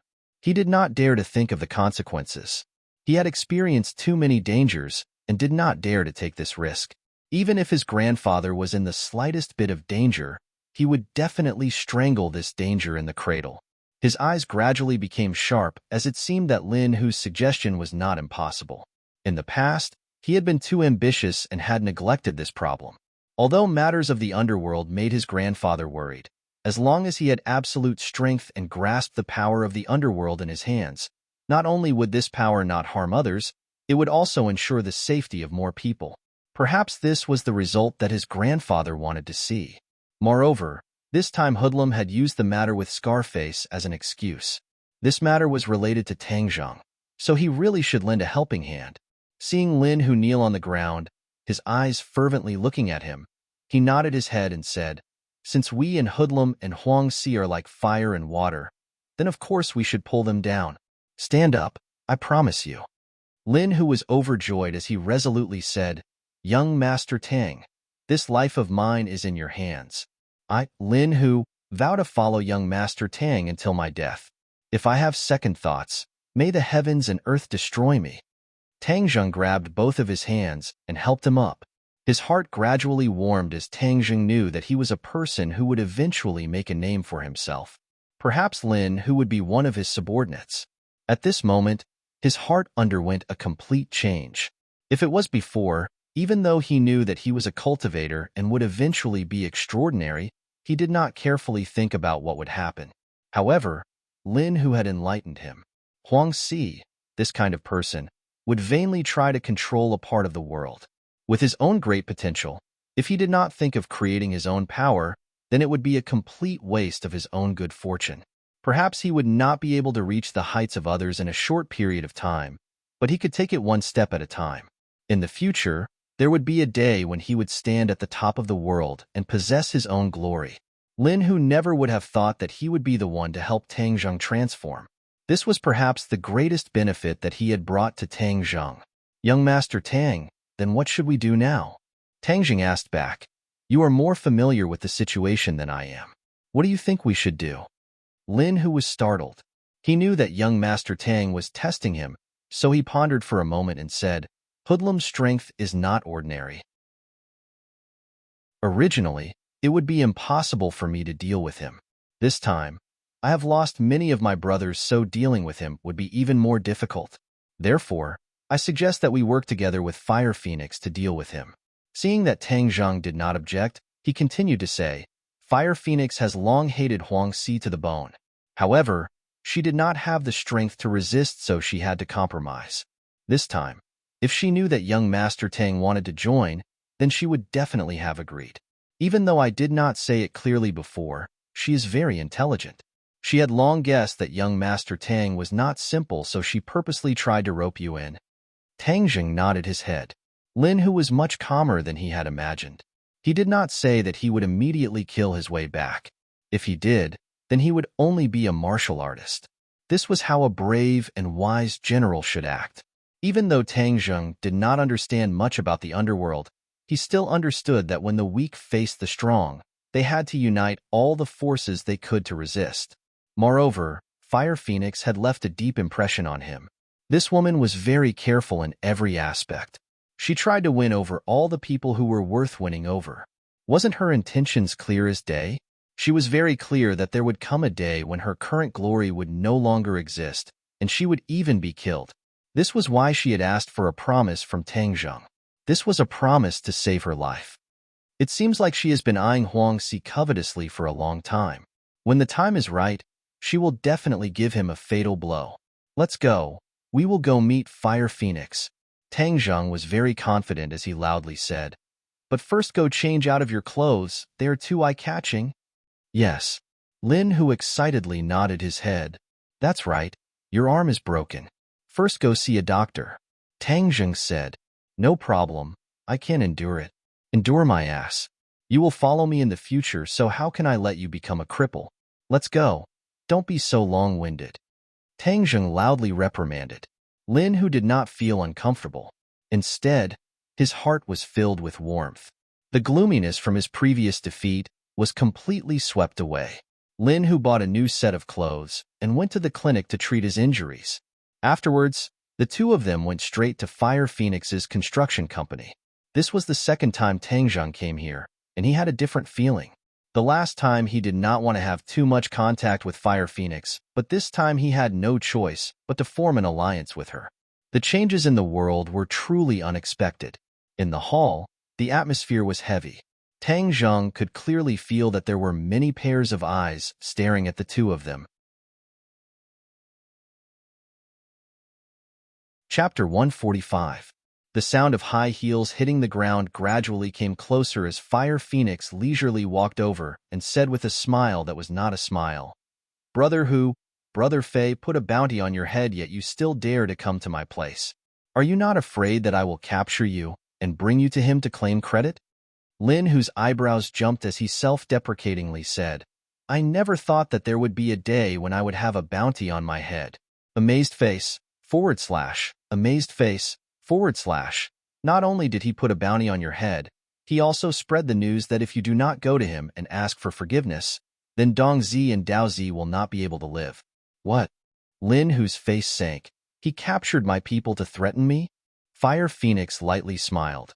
He knows that you are a righteous person and knows that this is your weak point. He is certain that you will definitely go find him. Am I right? Of course I will go find him. He swept my territory and hurt my brothers. I must take revenge for this. Lin, who gnashed his teeth. Fire Phoenix's beautiful eyes turned as she looked at Tang Jing and said, "Young Master Tang, what wind blew you here? Is Boss Fire not welcoming?" Tang Zheng calmly asked. Fire Phoenix loudly laughed. "Welcome, of course you are welcome." Tang Zheng looked left and right. Although there was not a single person around, he knew that there were many people secretly watching them. As long as Fire Phoenix gave the order, they would definitely attack. Fire Phoenix was truly cautious. Since Boss Fire welcomes us like this, then isn't the welcoming party a bit too grand? Tang Zheng pointed out as he asked. Fire Phoenix was slightly surprised as her people were all hidden, and yet they were still discovered by Tang Zheng. She could not help but reevaluate Tang Zheng. Although she had repeatedly raised her expectations of Tang Zheng, it was clear that she still underestimated his strength. Young Master Tang is truly powerful. My insignificant skills have been disgraced. She waved her hand, and a wave of rustling sounds rang out as her subordinates retreated. Tang Jing nodded. Boss Fire is truly forthright. Then let us go in and talk. Young Master Tang, Brother Hu, this way please. In the same office, the three of them sat down. This time, there was no secretary. Fire Phoenix personally poured tea for the two of them. Young Master Tang, why did you come with Brother Hu this time? I've always felt that you're keeping a respectful distance from me. Fire Phoenix went straight to the point. Boss Hua, I'm not keeping you at a respectful distance. It's just that I'm a student, so there are some things that I don't want to interfere too much. But today, Huzi and I came together to give you a big benefit. Tang Zheng said. Fire Phoenix laughed out loud and said meaningfully, big benefits often mean big risks, don't you think so? Her eyes were very bright. She was a shrewd woman. Tang Zheng was noncommittal and said, you can only win if you dare to fight. Isn't wealth and honor built with real swords and real guns? Especially on the streets. Fire Phoenix shook her head and sighed. I'm already old. I'm not as daring as the little girl. Fire Phoenix, don't be modest. You and I have known each other for more than 10 years. We know each other very well. How could I not know your strength? Lin Hu interrupted. Fire Phoenix asked with interest, Brother Hu, then what is this wealth and honor you're talking about? Since I don't have anything to do, I can listen. Since there was something to talk about, it was a good sign. It seemed like Tang Jing and Lin Hu's judgment was correct. This woman was tempted. Drag Huang see off his high horse. His territory, Lin Hu gets 60%, and you get 40%. Tang Zheng said decisively. Fire Phoenix's pupil shrunk and immediately laughed. Young Master Tang, are you joking? Drag Huang see off his high horse. No one has ever done this before. No one has ever done it before, but that doesn't mean no one will do it now. Tang Zheng said in a profound manner. Fire Phoenix stopped laughing and stared unblinkingly at Tang Zheng as if she wanted to see through him. Young Master Tang, Where does your confidence come from? Ourselves, Tang Zheng said. Ourselves? Fire Phoenix's face was unprecedentedly serious. Tang Zheng's solemn vow did not mean he was an idiot, but she still could not see through him. Young Master Tang, forgive me for speaking bluntly, but I understand your situation. I don't see anything that can contend against Huang Si. Even with Brother Hu, you saw Hoodlum take care of Brother Hu by himself. What do you have to contend against Huang Si? Her gaze was sharp as she waited for the two's answer. With young Master Tang here, nothing will be a problem. Lin Hu was full of confidence as he had a kind of blind worship and trust towards Tang Zheng. Fire Phoenix, on the other hand, asked, Young Master Tang, forgive me for asking, but what is your cultivation level? 6th grade refining body. Tang Zheng answered truthfully. Fire Phoenix's eyes flashed with a trace of astonishment as she did not expect Tang Zheng's cultivation level to be so high. Young Master Tang, I have to say that you have made me very surprised. To have such a cultivation level at such a young age, your future achievements will be limitless. But I have to ask you a very realistic question. Huang Si's cultivation level has already reached the 9th grade natal realm. Moreover, I heard that Huang Ziyang recently obtained a mysterious cultivation technique which allowed him to progress at lightning speed. He is already a 1st grade natal realm cultivator. Even with the 3 of us together, how do you think we can deal with the 2 pre-celestial experts of the Huang clan? Lin Hu was shocked. Huang Ziyang had actually gone from the 6th grade refining body to the 1st grade natal realm in just a few short days. What kind of mysterious cultivation technique did he practice? He subconsciously looked towards Tang Zheng only to see that Tang Zheng's expression was a bit strange as he remained silent. No one spoke as they all quietly waited for Tang Zheng's answer. But at this time, Tang Zheng was actually communicating with Tian Chanzi. Didn't he say that the so-called mysterious cultivation technique he gave Huang Ziyang had side effects? How did he reach the 1st grade natal realm so quickly? He was confused, so he had to ask Tian Chanzi. Hi hey, little brat, what I said about side effects is definitely not wrong. That little brat's cultivation speed is a bit faster than I expected. But the faster the better. The faster he is, the more advantageous it is for you. Tian Chanzi mysteriously said. Tang Zheng curiously asked, What kind of side effects are there that you never told me? Hi hey, if he did not cultivate to the 1st grade natal realm, then this side effect would not have appeared. But since he reached it so quickly, does that mean the heavens are helping you? Tang Zheng urged, You are becoming more and more like a fraud. Quickly tell me about the side effects. Tian Chanzi did not relent. In short, you don't have to worry about dealing with Huang Si. When the time comes, I will give you a big surprise. Tang Zheng was helpless, but his heart was happy. Originally, he was prepared to let Tian Chanzi return to the sun and deal with Huang Si. Huang Si's cultivation was not enough in front of Tian Chanzi, and if he did not return to the sun, then Tang Zheng was prepared to ask Feng Xinyang or Yi Tianlei for help. In short, he had many choices, which was why he was so fearless towards Huang Si. Of course, this was his trump card and he could not tell others. But now that Tian Chanzi was so confident, he was also full of doubts. But if Tian Chanzi did not say anything, then he could not do anything. Seeing that Lin Hu and Fire Phoenix were still looking at him, Tang Zheng mysteriously said, Boss Fire, your considerations are correct. But you only considered the 3 of us and did not consider the person behind me. The person behind you? Fire Phoenix suddenly realized that Tang Zheng had such a cultivation at such a young age. He definitely had a master to guide him. Thus, Fire Phoenix, like Feng Xinyang, automatically filled Tang Zheng in with an unfathomable master. Finally, Fire Phoenix's gaze towards Tang Zheng changed. Tang Zheng, of course, guessed what she was thinking, but he had no choice but to bring out this mysterious master to scare her. In short, Boss Fire, you do not need to worry about Huang Si. Right now we need to focus on how to cut off his hand. Hoodlum. Fire Phoenix suddenly smiled. She had waited for this day for too many years, to the point where she had almost given up all hope. She never thought that the day she had been waiting for would finally come. She could finally openly go against Huang Si, and the day she could avenge her husband was just around the corner. She excitedly said, Young Master Tang, if this succeeds, I, Fire Phoenix will be at your service. Tang Jing finally smiled as if relieved of a heavy burden. Boss Fire, then I wish for our cooperation to succeed. Fire Phoenix nodded her head heavily. She now felt that Tang Jing's proposal to split the profits was too good for her. This was because the key to victory was in Tang Jing's hands. Originally, it was not too much for him to ask for more profits. Lin Hu also let out a sigh of relief.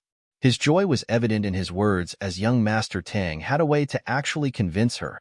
Young Master Tang, then we will first discuss how to deal with Hoodlum. Fire Phoenix collected her thoughts and solemnly said, since Hoodlum has captured Hu Zi's people, then we must definitely save them. But we must have a strategy. Oh, what strategy? I'm all ears. Fire Phoenix said. Tang Zhang pointed at Lin Hu, indicating for him to speak. Lin Hu did not hold back as he sat up straight and solemnly said, we will split our forces into 2 groups. I will bring people to save them. Hoodlum will definitely be on guard against me. His main camp will definitely have many people guarding it. This is a direct battle, and we can effectively contain his people. At this time, Fire Phoenix, you will bring your people to sweep his territory. As long as we can deal with Hoodlum, then these territories will naturally fall into our hands. Fire Phoenix nodded her head. This method is not bad, but Hoodlum's main camp is too dangerous. It will definitely be the place with the most people. Brother Hu, your little brothers have been scattered, and after gathering together, there will not be many people left. So you can take some people from my side to support you. Tang Jing shook his head. No need. This time we will not even bring Hu Zi's little brothers. It will only be the 2 of us. The 2 of you? Fire Phoenix was shocked. This is too dangerous. You must know that Hoodlum is a 5th grade body refining cultivator. Although young Master Huang is 1 grade higher than him, he still has a lot of people. When the time comes to fight, you will definitely suffer. However, Tang Zhang still insisted on his opinion. I just want to do what others think is impossible. Not only do we have to win this battle, we also have to make our name known so that those who secretly covet us will not dare to act rashly. This kind of drastic change in the underworld would inevitably lead to some people trying to fish in troubled waters. Tang Zhang wanted to destroy these people's ambitions. Fire Phoenix still found it hard to imagine how the 2 of them could win. But since Tang Zhang was so confident, she did not try to persuade him. Young Master Tang, relax. Tonight, don't even think about leaving a single one of Hoodlum's territories.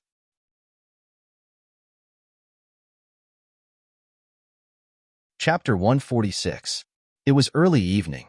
Yilai Xiang Entertainment City wasn't as crowded with luxury cars and guests as it usually was.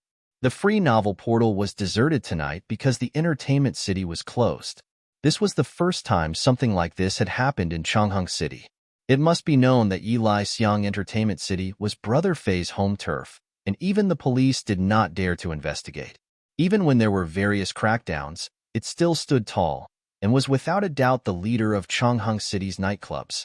But today, the entertainment city was closed. This meant that there was a storm brewing in the night. Many eyes were watching this place. Although Ordinary Balance had a few big bosses who occupied most of the territory, there were also a few small powers. These small powers were most concerned about this storm. They were ready to take advantage of the situation and use this storm to climb up their ranks. In the night, the neon lights on the entertainment city signboard were still flashing. It was like a signboard, attracting certain people to come. Who knew how many people were lying in ambush in the dark? As long as the other party dared to come, there would be no return. The light footsteps gradually got closer.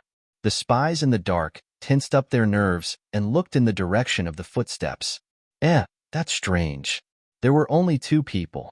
There wasn't a large group like they had imagined. But no one dared to let down their guard. Who knew if a large group of enemies would appear from any corner and catch them unprepared? These 2 people didn't seem to be afraid at all. It made people wonder if they were pleasure seekers who had gone the wrong way. But when the 2 got closer, no one doubted them anymore. They weren't pleasure seekers, but revenge seekers. But in the spies' eyes, it was more appropriate to say that they were death seekers. They recognized Lin Hu. As for Tang Zheng, they automatically ignored him. They thought that he was Lin Hu's underling. Stop! A few spies appeared and stopped the 2 of them. Lin Hu was not afraid at all. Although one of his arms was wrapped in bandages around his neck, he was still full of vigor, putting on the posture of a big shot. Didn't Ah Fei want to see me? I'm here. Lin Hu said indifferently. Oomph. You really aren't afraid of death. You actually dared to come. Hoodlum used my brother to threaten me, so of course I would come. For my brother, what is there to be afraid of? Lin Hu's aura was like a rainbow, causing the other party to shiver. Brother Fei has been waiting for you for a long time. Let's go. The two of them were brought into the entertainment city under the watchful eyes of many. The entertainment city was brightly lit and filled with hundreds of underlings. The halls and aisles were all filled with people. The two of them were truly insignificant, like a drop in the ocean. It was as if as long as Hoodlum gave the order, the two of them would be drowned in the sea of people, their heads separated from their bodies. Hoodlum sat boldly in the center of the hall, surrounded by his subordinates. He stared at the newcomer with an unfriendly expression. Two people were kneeling in front of Hoodlum. These two people were forced to kneel and were battered and exhausted. Their bodies were stained with blood, and their expressions were dispirited. However, when they looked at Hoodlum, their eyes were filled with boundless flames, flames of fury.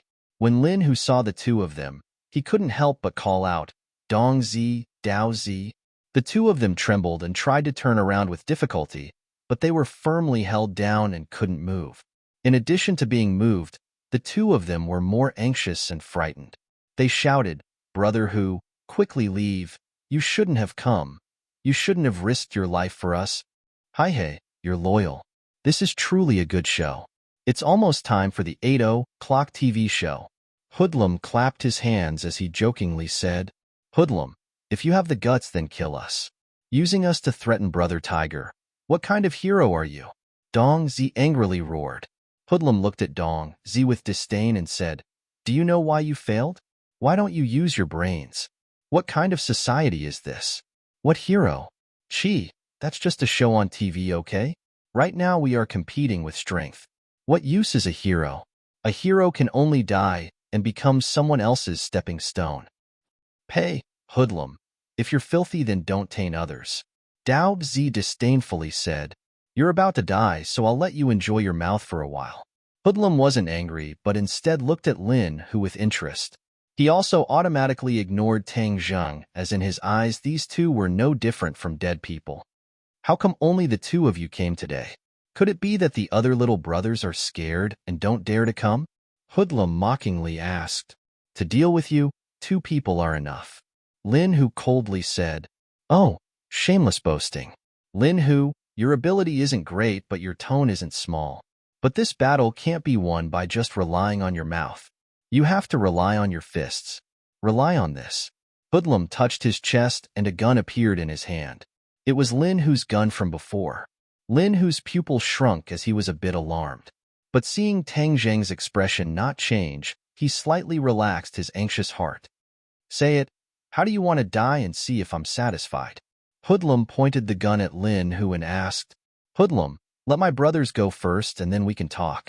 Hoodlum shook his head. Catch them and then let them go. Do you think I'm so bored that my balls hurt? Since these two people are your trusted aides, then I will let them accompany you on the road to the Yellow Springs. Otherwise, you'll be lonely. See how good I am to you, huh? Ha ha. The others also began to laugh loudly. Brother Hu, we're not afraid of death. Our heads will be as big as a bull scar. 18 years later, we'll be a hero again. At that time, we'll find him for revenge. But I doubt he'll be able to live for 18 years. Dong Zi passionately said. Dao Zi continued to say, Right, even if we can't kill you, Hoodlum, someone else will. Hoodlum's expression turned cold as he turned the gun and pointed it at Dong Zi. Since you want to die, I won't help you. I want you to watch how I kill your boss and then send you down to accompany him. You scoundrel. Dong Zi roared. Lin Hu, if you have any last words, then quickly say them. Otherwise, I'll make my move. Hoodlum said, You should think of your own last words first. Otherwise, you won't have the chance to say them later. Lin Hu retorted. Hoodlum shook his head. Since you're so stubborn, then I'll fulfill your wish. Just as he was about to order his subordinates to make their move, Tang Zheng walked out and blocked in front of Lin, who as he stared at Hoodlum. Tang Zheng had been silently observing Hoodlum.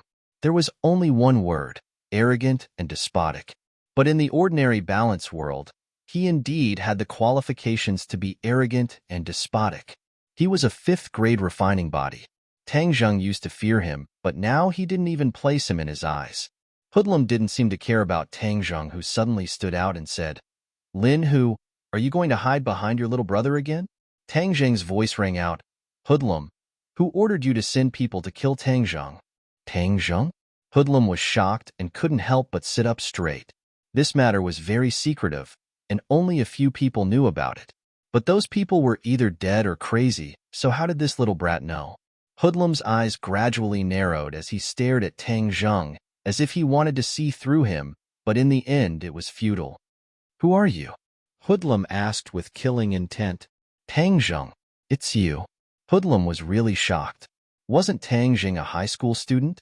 How did he get mixed up with Lin Hu? But the other question in his heart was immediately answered as his eyes lit up and he said, "Lin Hu, you still don't want to admit that you were the one who killed Scarface's people? Hong, so you were mixed up with this little brat." Lin Hu's face was blank. Tang Zheng's heart moved as he guessed that Hoodlum must have thought that Scarface was killed by Lin Hu and didn't think that it was done by ghosts. But this was no longer important, as he wanted to find out who was the mastermind behind the scenes. "Tell me who is the mastermind behind the scenes, and you will die a quick death today," Tang Zheng said. Hoodlum gave a loud laugh.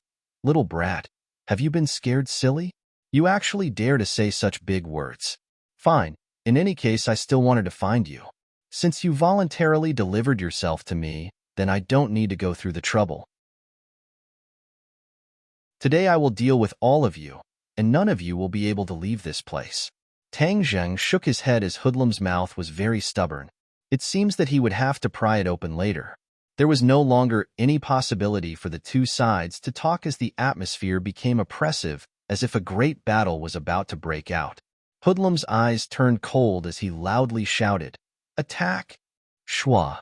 The lackeys from all directions pulled out their gleaming machetes and aimed them at Tang Zheng and Lin Hu at the same time. Tang Zheng's eyes trembled as he said in a low voice, "Little tiger, follow me closely." "Yes, young Master Tang." Tang Zheng moved.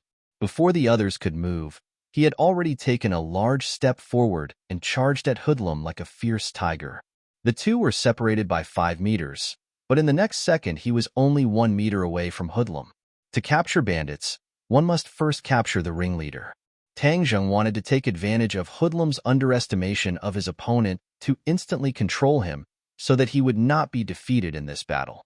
Lin Hu clenched his teeth as he followed Tang Zheng. He held his knife with one hand and protected Tang Zheng's back. Ping, ping, ping, ping. Metal clashed as sparks flew. He completely blocked the attacks coming from all directions. Although he was injured, he still had an absolute advantage when facing ordinary little brothers. Hoodlum's pupils constricted as he never would have thought that this unassuming high school student would be an expert. Just these few simple steps caused his heart to tense up. However, he did not believe that his opponent would be able to defeat him. After all, there was a difference in age. Hoodlum did not move as he calmly sat on the fishing platform. His finger lightly pulled the trigger. Pong! A muffled gunshot rang out as Tang Zheng slid to the left. The bullet whizzed past and hit one of the little brothers beside him.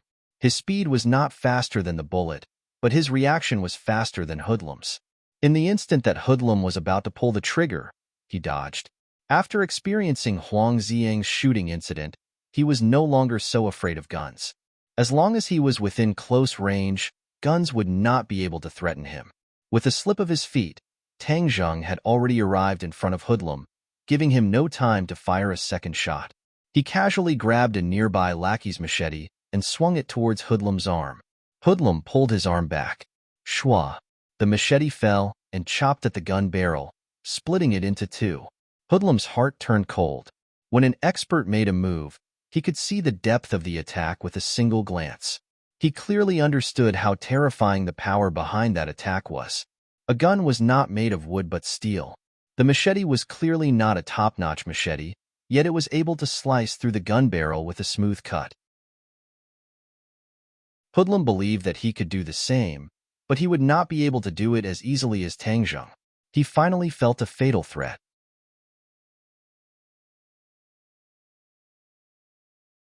Chapter 147. Under the illumination of the lights, the blade's light was particularly dazzling. Seeing that it was about to land on Hoodlum, Hoodlum roared, "Attack!" The little brothers on both sides who had been waiting for this opportunity swarmed towards Tang Zheng. // // Tang Zheng flicked his wrist. Shwa shwa shwa. The blade's light flashed, and in an instant, the people at the front were chopped to the ground, blood splattering everywhere. Tang Zheng didn't even blink. If he were to be soft-hearted at this time, he would be seeking his own death. Hoodlum took advantage of this short moment to retreat, dodging Tang Zheng's attack. He roared in anger. "Kill! I'll chop them to death! Kill!" Shouts shook the heavens. Tang Zheng and Lin, who were immediately surrounded by the crowd. Tang Zheng's gaze locked onto the distant Hoodlum. His opponent was too cunning, actually dodging his sure kill attack. The tide of people made it difficult for the two to move. They could only face the attacks coming from all directions. "Young Master Tang, don't worry about me. Go and catch Hoodlum." Lin, who anxiously roared, "Can you hold on?" Facing the tide of attacks, if Tang Zheng left, Lin, who would be in danger. "I won't die yet. As long as you catch Hoodlum, their attacks will collapse." Tang Zheng looked at Hoodlum, who was hiding behind the crowd, and gritted his teeth. "Okay, then you be careful." He chopped down the enemy in front of him and then leapt up. He flew over the crowd like a great rock, spreading its wings and pouncing towards Hoodlum. *CK. You can't even block this. Seeing this, DeFei's heart trembled. "Stop him." Blades glittering with cold light flew towards Tang Zheng's legs. Tang Zheng stepped on top of the crowd's heads. Ping, ping, ping, ping. Many of the weapons were kicked away by him. Hoodlum's pupils shrank. He was an expert in using his legs. Seeing that Tang Zheng's leg techniques were not weak, he was overwhelmed with shock. How could this brat be so powerful? He had never heard of such a fierce person before. Seeing that Tang Zheng had already passed through the crowd and was right in front of him, Hoodlum knew that there was no way to dodge. He stepped forward bravely and ruthlessly lashed out at Tang Zheng. It was really like a whip dancing in the air. The sound of breaking air was loud and terrifying. Tang Zheng looked down from above and raised his leg to meet the other party. Bang! With a muffled sound, the two of them retreated at the same time.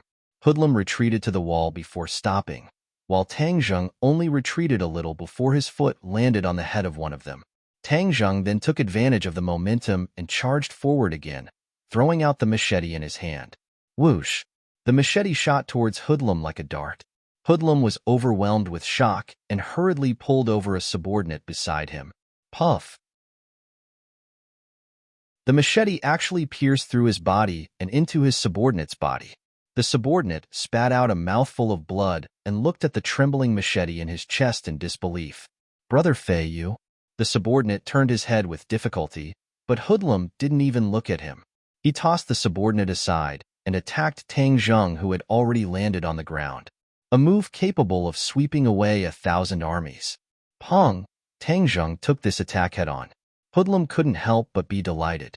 This move of his had taken down many enemies. It was as heavy as 1,000 caddies and could almost instantly break a person's leg. But in the next second, he watched in horror as Tang Zheng's body only swayed a little before he actually stood there unscathed. Hoodlum knew that the situation wasn't good, but he didn't retreat. Instead, he launched a series of attacks with his legs. His legs were densely packed, as if he wanted to completely envelop Tang Zheng. Tang Zheng also made his move, his hands flying as he used the Heaven Gathering Hand. Hoodlum was not worthy of him using the Heaven Gathering Immortal. Once the Heaven Gathering Hand was used, the sky was filled with hand shadows, one by one blocking the opponent's chain kicks. With a muffled sound, Hoodlum's leg took Tang Zheng's attack. His entire leg was abnormally sore, and he couldn't muster any strength.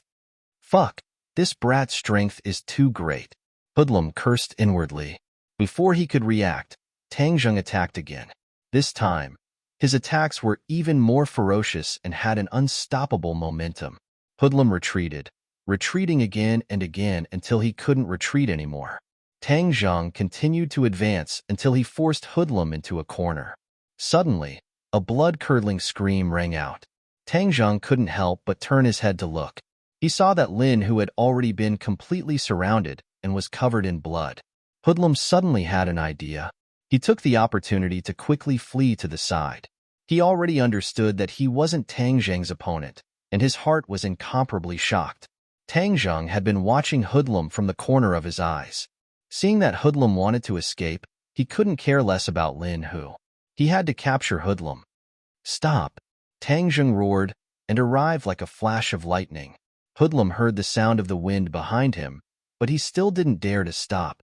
The lackeys on both sides were completely unable to block Tang Zhang. Wherever Tang Zhang passed, people would be thrown off their feet. Seeing that the opponent was already behind him, Hoodlum had no choice but to counterattack with a move of the divine dragon tail. Suddenly, his body trembled. His leg was caught by Tang Zhang. Hoodlum cursed inwardly. With a cracking sound, the pain instantly spread to his nerve endings, causing him to involuntarily cry out in pain. His scream was very miserable. Everyone subconsciously looked over and saw their boss's miserable appearance. Tang Zhang directly broke Hoodlum's leg. Then, with a pull, Hoodlum returned to his side. Tang Zhang's hand shot out like lightning and locked onto Hoodlum's neck. This series of attacks was like moving clouds and flowing water. It perfectly illustrated the true meaning of violence, causing people to tremble in fear. "Stay your hand. Your boss is in my hands." Tang Zhang roared.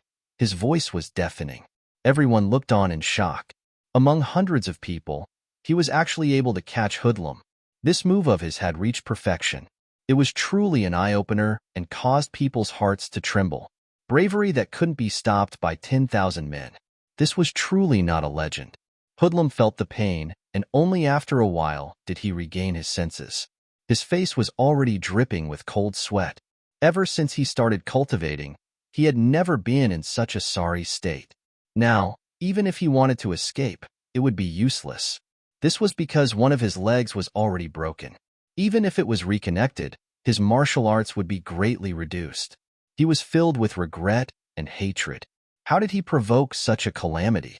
But now, regret was useless. With a cold face, he looked up at Tang Zhang and said, "What exactly do you want?" "First tell your lackeys to retreat," Tang Zhang said with killing intent. Hoodlum hesitated for a moment before loudly roaring, "Didn't you hear? Everyone retreat." Everyone looked at each other in dismay as they retreated like a tide to the entrance of the hall. They watched this scene from afar. "Little brat, today my skills are not as good as yours, and I have fallen into your hands. However, behind me is Grandpa Huang. If you touch me, Grandpa Huang will definitely not let you off." Even though Hoodlum had been captured, his aura was still the same. This was because he believed that Tang Zhang would not dare to kill him, so he would not lose face in front of his lackeys. Lin Hu, whose body was covered in blood, cut off the ropes on his two lackeys. He stared at Hoodlum with wide eyes and said, "Hoodlum, you want to use Grandpa Huang to scare us?" "Hung, I am not trying to scare you. Ordinary balance is decided by Grandpa Huang. So what if you beat me this time? You still won't be able to cause any big waves. Grandpa Huang's one word is enough to make you die without a burial ground," Hoodlum said with disdain. Tang Zhang revealed a cold smile. "It seems that in your eyes, Huangzi is no different from a deity. Let me tell you, he is nothing in my eyes. I will also clearly tell you that since I dared to make a move against you, I have no intention of shaking hands with him." Hoodlum looked at Tang Zhang in shock and said, "Where does your courage come from? You may have won against me, but that does not mean you are Grandpa Huang's opponent. Little brat, let me tell you, you are still too inexperienced. Grandpa Huang is not someone you can contend against." Tang Zhang laughed as he was too lazy to discuss this issue with him. He went straight to the point and said, "Hoodlum, today we are not only here to meet you. Your other territories have already been swept away by Fire Phoenix. Huangzi is just a general without an army. Tell me, what kind of waves can he cause?" "What?" Hoodlum's face turned pale as he had made a mistake.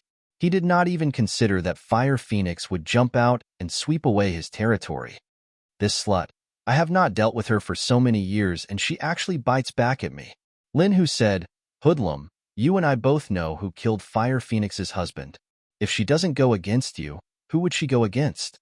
Hoodlum's face suddenly changed as he hatefully said, It seems like she already knew about what happened that year.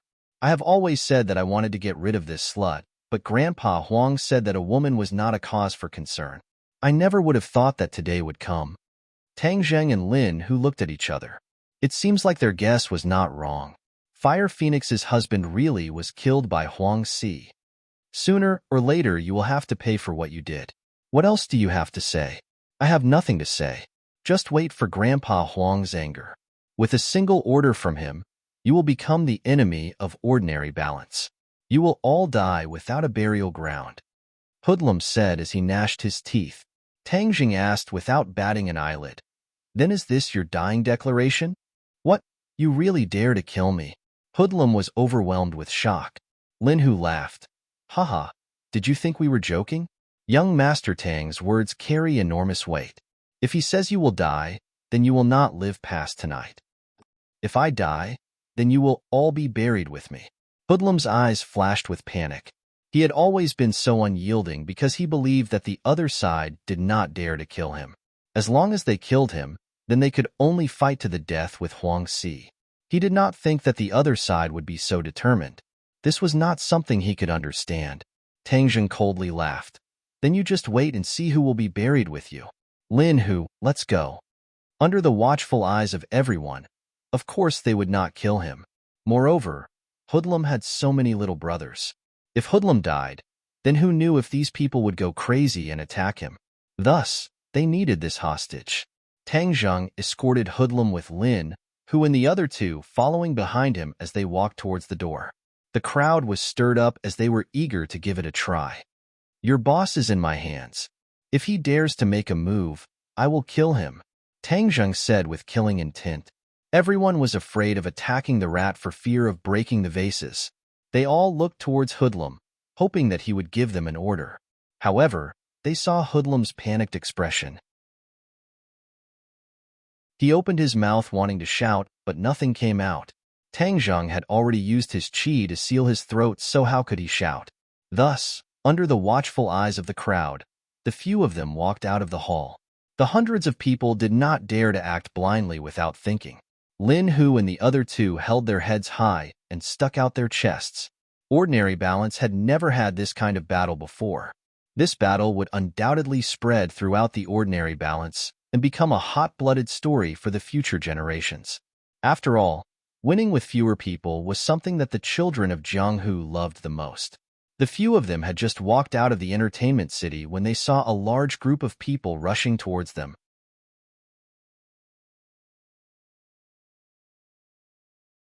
Chapter 148. Everyone looked at the group of people brimming with killing intent. Lin Hu was pleasantly surprised. It's Fire Phoenix. Tang Jing nodded his head, and several people went forward to welcome them. Fire Phoenix saw several people grabbing Hoodlum and could not hide her surprise.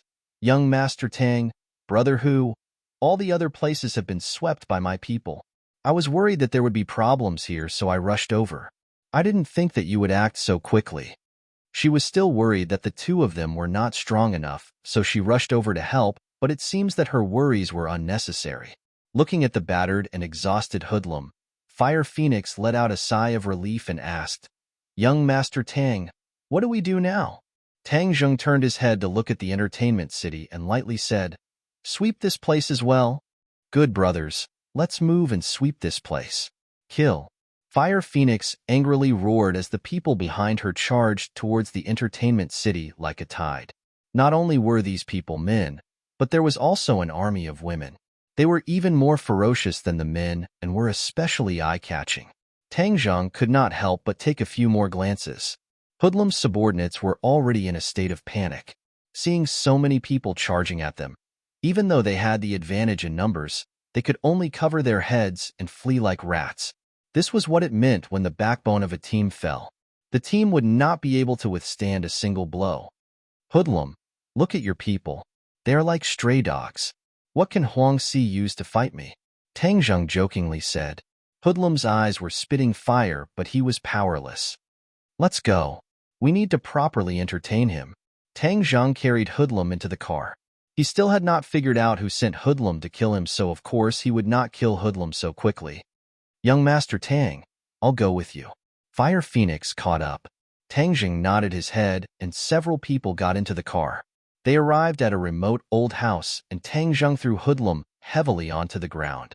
Hoodlum let out a pitiful cry as he was finally able to speak. However, one of his legs was twisted, and he was unable to stand. He could only lie on the ground in a sorry state. Hoodlum, before you die, let me ask you a question. Who sent you to kill me? Tang Zheng asked. I won't tell you. But as long as I die, you definitely won't have an easy time. The police will come looking for you. You took me away in front of everyone. You can't get away with it, haha. Hoodlum thought for a while and finally came up with a plan. He was gambling on his last chance of survival. Dong Zi patted his chest and volunteered. Young Master Tang, as long as you can kill him, I'll take the blame. Dong Zi, don't fight with me. I'll take the blame. Hee, from now on, I doubt Zi's name will be big. Tang Zheng saw the intention in his eyes and coldly said, Hoodlum, you don't have a chance anymore. Although I won't kill you, from now on you are no longer yourself. Several people looked at Tang Zheng in confusion, not knowing what these words meant. They only saw Tang Zheng's palm cover Hoodlum's head. Hoodlum lost his head out of fear and shouted loudly, Tang Zheng, what are you doing? Since you won't tell me the secret, then I can only take it myself. Tang Zheng used his soul-searching technique, and Hoodlum's shouts came to an abrupt end. His eyes stared blankly and gradually became sluggish. The others looked at this scene in shock, not knowing what had happened. After a while, Tang Zheng released his hand and Hoodlum was dumbstruck, not reacting in the slightest. Young Master Tang, what happened to him? Fire Phoenix asked in shock. He turned into an idiot. This way he won't be able to take revenge and won't cause trouble for the police. Fire Phoenix's heart trembled as she had underestimated Tang Zheng. She didn't think that he would have such a method. Lin Hu hatefully said, this is simply letting him off too easily. But this is also the best outcome. Throw him outside Huang Si's house and see how that old dog reacts. Tang Zheng ordered. Lin Hu's eyes lit up. Right? Huang Si's expression will definitely be wonderful when he sees him. His proudest disciple, his personal chosen representative, has turned into an idiot. Haha, this is simply a joke. Tang Zheng wasn't happy as he was shocked by the secret in Hoodlum's mind. The mastermind behind all of this was actually Song Donghua. Speaking of which, he didn't have any deep enmity with Song Donghua as he was only pretending to be Lu Qingmei's boyfriend. He didn't think that Song Donghua would hold a grudge and actually want his life. Lu Qingmei, I'm afraid you didn't think that pulling me to put out the fire would almost push me into a fire pit. Tang Zheng mocked himself as if he didn't use the soul-searching technique to obtain this information. He would also find it hard to believe. Song Donghua, I have no enmity with you. Since you want to kill me, I won't let you off so easily. Song Donghua was after all a government official, so Tang Zheng couldn't directly kill him. However, the most painful thing for a government official was not to kill him but to destroy his career. The information in Hoodlum's mind could easily destroy Song Donghua's career. This was because every time Hoodlum gave Song Donghua money, there was a record and even a recording. This was why Hoodlum was a smart person and knew to grab hold of the other party's weakness. Otherwise, when Song Donghua bites back at him, he wouldn't be able to defend himself. This actually benefited Tang Zheng. Tiger, Fire Phoenix, Huang Si has suffered a great defeat this time, so he will definitely be enraged. Therefore, the two of you better take care of yourselves. It would be best if you don't go out during this period of time. I will find some time to meet with Huang Si. Once I settle everything, you two can then show off your skills. Tang Zheng warned. Young Master Tang, when are you going to deal with Huang Si? I will go with you. He killed my husband, so I want to personally kill him and avenge my husband. Fire Phoenix hatefully said. Dealing with Huang Si, it would be better for me to go. You two can just wait for my results. Tang Zheng did not agree as Huang Si was too powerful. When the time came, he would have to use magic, and he did not want others to see it. Seeing that Tang Zheng had already made up his mind, the two of them had no other choice but were curious as to what methods Tang Zheng would use. After the few of them separated, Tang Zheng went to Hoodlum's house. The record and recording were all hidden in a safe. He easily snuck in and found that there was no one in the house. He directly walked in front of the safe, put on the gloves he had prepared, and entered the password. With a kacha sound, the safe opened. Tang Jing immediately saw the record and a thumb drive. In addition, there was actually a lot of money in the safe, probably no less than $1 million. Hi hey, this is really an unexpected harvest. But since I came, I can't go back empty-handed. Tang Zheng found a big bag and stuffed the $1 million in cash into it.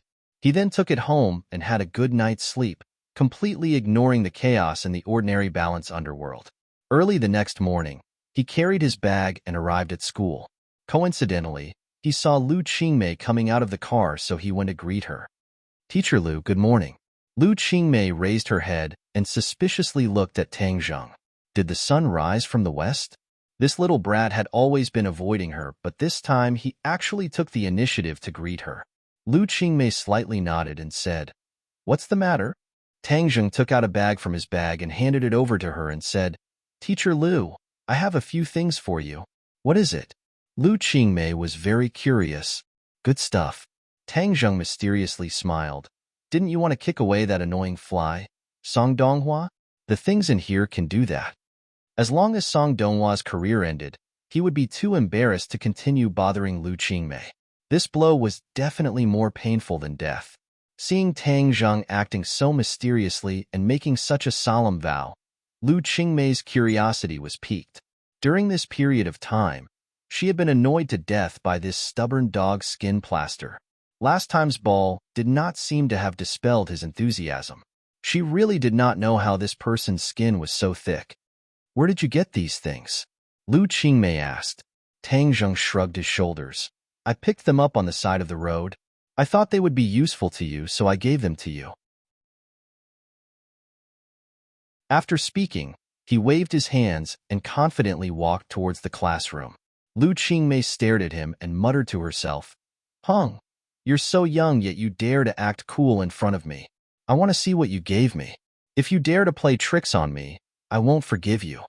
She opened the bag and saw the account book. After flipping through a few pages, her face changed.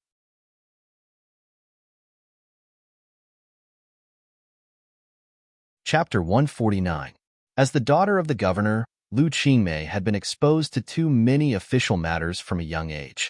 She understood the power of this account book too well. This was much more powerful than a gun or a few bullets. Not only did the account book record the fact that Song Donghua had accepted bribes, but it also recorded a few other officials. However, these officials were much more inferior compared to this secretary. Song Donghua was clearly the most deeply involved. Even though he was young, his courage was not small and had accepted millions of dollars worth of bribes from Hoodlum. Lu Qingmei's heart was in turmoil as she could not help but look in the direction that Tang Zheng had disappeared in. Picked up from the side of the road? Who are you kidding? These things were not something that could be casually obtained. So how did he get them? She felt that she could not see through this student of hers. Tang Zheng was like an enigma that made people want to find out more about him. She pondered for a moment before sitting back in the car and speeding home. She had to do something to get rid of this dogskin plaster Song Donghua from her life. In addition, she was also very curious as to what other shocking things were in that USB drive. Once she reached home, she impatiently turned on her computer and plugged in the USB drive. There were several audio and video files in the USB drive. She first opened the audio file and heard Song Donghua's voice. Hung, when he was receiving bribes, he didn't even know that his voice was being recorded. He really is stupid. Lu Qingmei curled her lips and snorted. What could this video be? She curiously opened it and was immediately dumbstruck. A man and a woman were in bed, and this man was Song Donghua. Song Donghua, you really are not a good person. She flew into a rage and opened a few more videos. One of them was actually Song Donghua and two other women together. Pa. She closed the video and fiercely slammed the mouse on the table as she gasped for breath. Her full chest heaved up and down as she was extremely stimulated by these scenes. This kind of black sheep is still an official. It's simply harming people. If he is promoted to a higher position in the future, who knows how many people he will harm. I must peel off his official skin. Lu Qingmei had always been calm and even indifferent, but this time she was really angry. Just as she was thinking about what to do, the phone rang. Hello? She answered the phone in annoyance. Qingmei, why are you so angry? Who made you angry? A gentle voice sounded. Lu Qingmei's expression changed slightly as she asked in a stiff tone, Why are you looking for me? Can't I call you if there's nothing? I'm your father. How are you doing in ordinary balance? I won't die. You should worry about your official position. I don't have anything for you to worry about. Lu Qingmei said coldly. Obviously, the relationship between this father and daughter was not very harmonious. Father Lu did not mind, as if he was already used to her attitude, and said, Yesterday your uncle Jiang and his secretary Xiao Song came to see me and talked about you. You said the two of them went to see you in Song Donghua? Lu Qingmei interrupted his words. That's right. I heard that Xiao Song is chasing you. This child looks quite mature. You can observe him. You're not young anymore. It's time to consider your marriage. Father Lu said earnestly. So you're saying that Song Donghua is very suitable to be your son-in-law? Lu Qingmei suppressed her anger and asked, I didn't say that I had decided on him, but since the two of you are of a suitable age, you can try to interact with him. Haha, your eyes are really good. Lu Qingmei was so angry that she laughed. I'll send you a few things. You can take a look at them before commenting. She slammed down the phone and sent a recording and a video over. Not long after, her phone rang again. Father Lu's voice became serious and even a little angry. Where did you get these things? You don't need to know where I got them. Didn't you say that Song Donghua was very good? Then what are your thoughts after seeing these? Lu Qingmei jokingly asked. Father Lu said in a deep voice, I only met him once, so I don't have a complete understanding of him. However, how does Jiang Yongda lead his troops? He actually kept such a black sheep by his side? Ah, this kind of person is an official. No wonder so many people are scolding you as officials. None of you are good people. Her words also included her own father. Father Lu did not mind and helplessly said, Qingmei, after so many years, are you still angry at me for what happened that year? To you, it has been many years, but to me, it seems like it was just yesterday. I can't forget. Lu Qingmei's voice was filled with anger and heartache. Father Lu did not continue this topic and said, Since Song Donghua is this kind of person, then we can't let him continue to fish in troubled waters. I will have Jiang Yongda thoroughly investigate. Don't make a big noise. Later, I will send this information to the Commission for Discipline Inspection. Qingmei, don't act recklessly. Song Donghua is Jiang Yongda's secretary. If the Commission for Discipline Inspection investigates Song Donghua, then what if it implicates Jiang Yongda? Father Lu sternly said. Lu Qingmei loudly laughed. As expected, you officials are all jackals of the same tribe, afraid of being implicated. If he is clean, then why would he be afraid of being implicated? Whether he is clean or not, it is not up to you to decide. The struggle in the government is very complicated and is not as simple as you think. Even if he is clean, he will still be implicated because of this matter. Listen to me, you cannot act recklessly. Your uncle Jiang is the next candidate for the municipal committee secretary. You cannot drop the ball at this time. Father Lu warned. Jiang Yongda was one of his people. If he was investigated, then his reputation would not be good. Moreover, in the future, Jiang Yongda would be a great help to Father Lu. The considerations of those in the government were far more complicated than others. Lu Qingmei, as the daughter of a government official, was very clear about the stakes involved. She compromised and said, Fine, then I will see what kind of result you will give. If it does not satisfy me, then I will definitely not give up. Lu Qingmei angrily hung up the phone and fiercely stared at the computer. Jackals of the same tribe. Song Donghua did not know that his fate had quietly changed. He had contacted Hoodlum early in the morning to ask about Tang Zhang's results. However, he found that his phone could not be reached. He could not help but feel angry. What was this hoodlum doing? He could not even deal with a high school student. He was becoming more and more useless. If it was not for the fact that he was generous and gave money very quickly, he would not have bothered with him. Forget it, let's wait a bit more. In any case, this Tang Zheng is dead for sure. He dared to come between me and Lu Qingmei. He is simply seeking his own death. He arrived at the city hall and walked towards his office. Along the way, many people respectfully greeted him. He was arrogant and enjoyed the admiring and envious gazes of others. He believed that as long as he could deal with Lu Qingmei, there would be even more people looking at him with such gazes. He would then reach a height that these people could not reach. This is my fate. Fate has allowed me to meet Lu Qingmei. If I do not take advantage of her, then wouldn't it be a waste? A waste would be shameful. He was very pleased with himself. His mind could not help but think of Lu Qingmei's curvy figure. His heart was burning. When would he be able to get her on his bed? Thinking of this, the desire in his heart surged even higher and became restless. Later, I will ask Hoodlum to arrange another woman for me. Last time, that pair of sisters was truly ecstatic. While thinking, he walked to the door of his office. He tidied up his clothes and returned his face to normal. He then pushed open the door and entered. "Boss, you came so early." He saw Mayor Zhang Yongda standing in front of the window, looking out with a serious expression. When Zhang Yongda heard this, he turned around to look at him and said, "Come in with me." Song Donghua was Zhang Yongda's secretary. Their offices were connected. Zhang Yongda's office was inside while Song Donghua's was outside. If an outsider wanted to report to Zhang Yongda, then they would have to wait in the outside office for Song Donghua to report. Song Donghua had already been with Zhang Yongda for 2 years. He was very clear about his boss's temper and habits. Seeing his serious expression, his heart thumped as he guessed. Which bastard made boss angry again? Hey, to dare make boss angry. This time they will suffer. He respectfully walked in and gently closed the door. He found that Zhang Yongda had already walked to the front of the office desk and suddenly turned the computer monitor around. He pointed at it and said, "Take a look at what this is."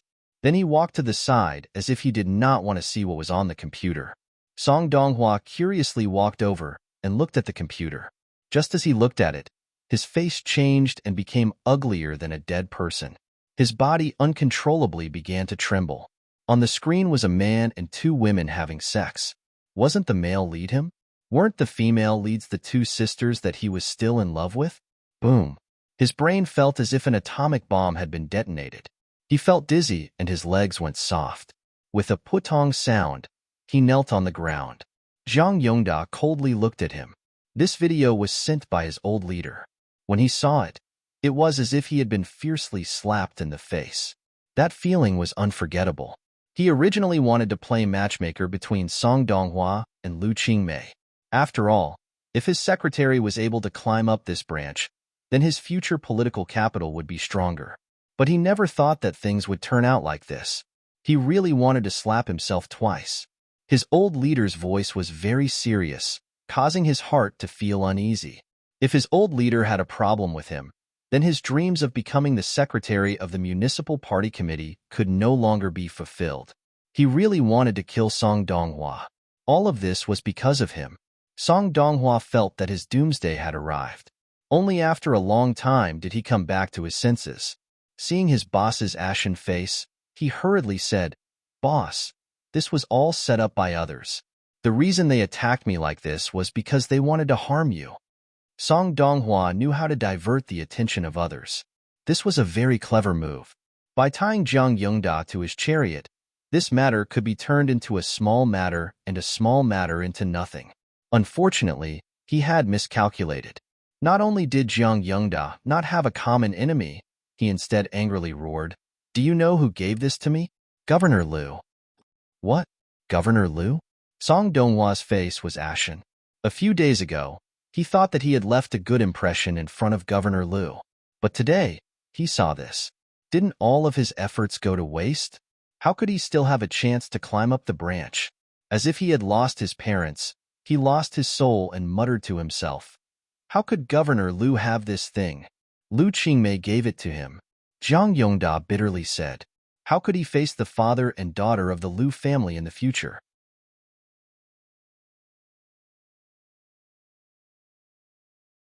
Chapter 150. Song Donghua did not know how he left the office. It was as if he had lost his soul. Even when people greeted him, he did not respond. Now, when he heard those greetings, it was as if they were mocking him. Free novel portal Zhang Yongda did not hand him over to the Commission for Discipline Inspection, nor did he punish him. He only sent him to a remote village to be a village official. He was still a part of the system, but what use was that? Once he was sent to that remote place, no one would remember him. He would never have the chance to return to the center of power. The only thing he could do was to wait for death. He gasped for breath, feeling as if he was about to suffocate. His eyes were in a daze. He was furious. Liu Qingmei, didn't I chase after you? You actually used such a method to deal with me. You instantly knocked me from the immortal realm to the mortal realm. Too ruthless. Also, hoodlum, you actually secretly recorded it in that damned video? He was filled with regret and hatred, but he did not dare look for Hoodlum for revenge.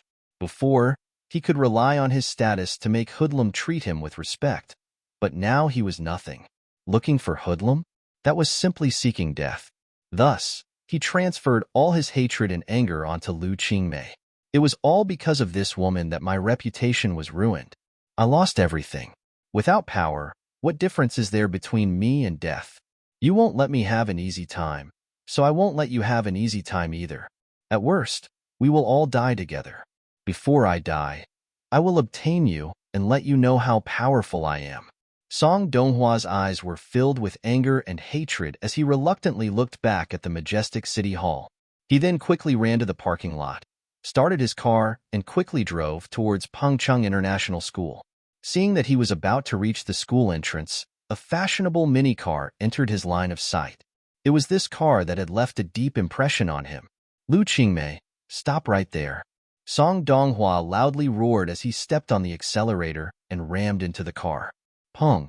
The mini-car was knocked askew and almost flipped over as white smoke rose from the hood of the car. Song Donghua's car also stopped, and he quickly jumped out. Seeing that Liu Qingmei had already been caught in the airbag, he immediately pulled her out and carried her into his car before quickly driving away from the scene. This series of actions was extremely clean and quick, as if it had been rehearsed. Song Donghua's car had already disappeared into the endless traffic before the people who saw the car accident could even scream.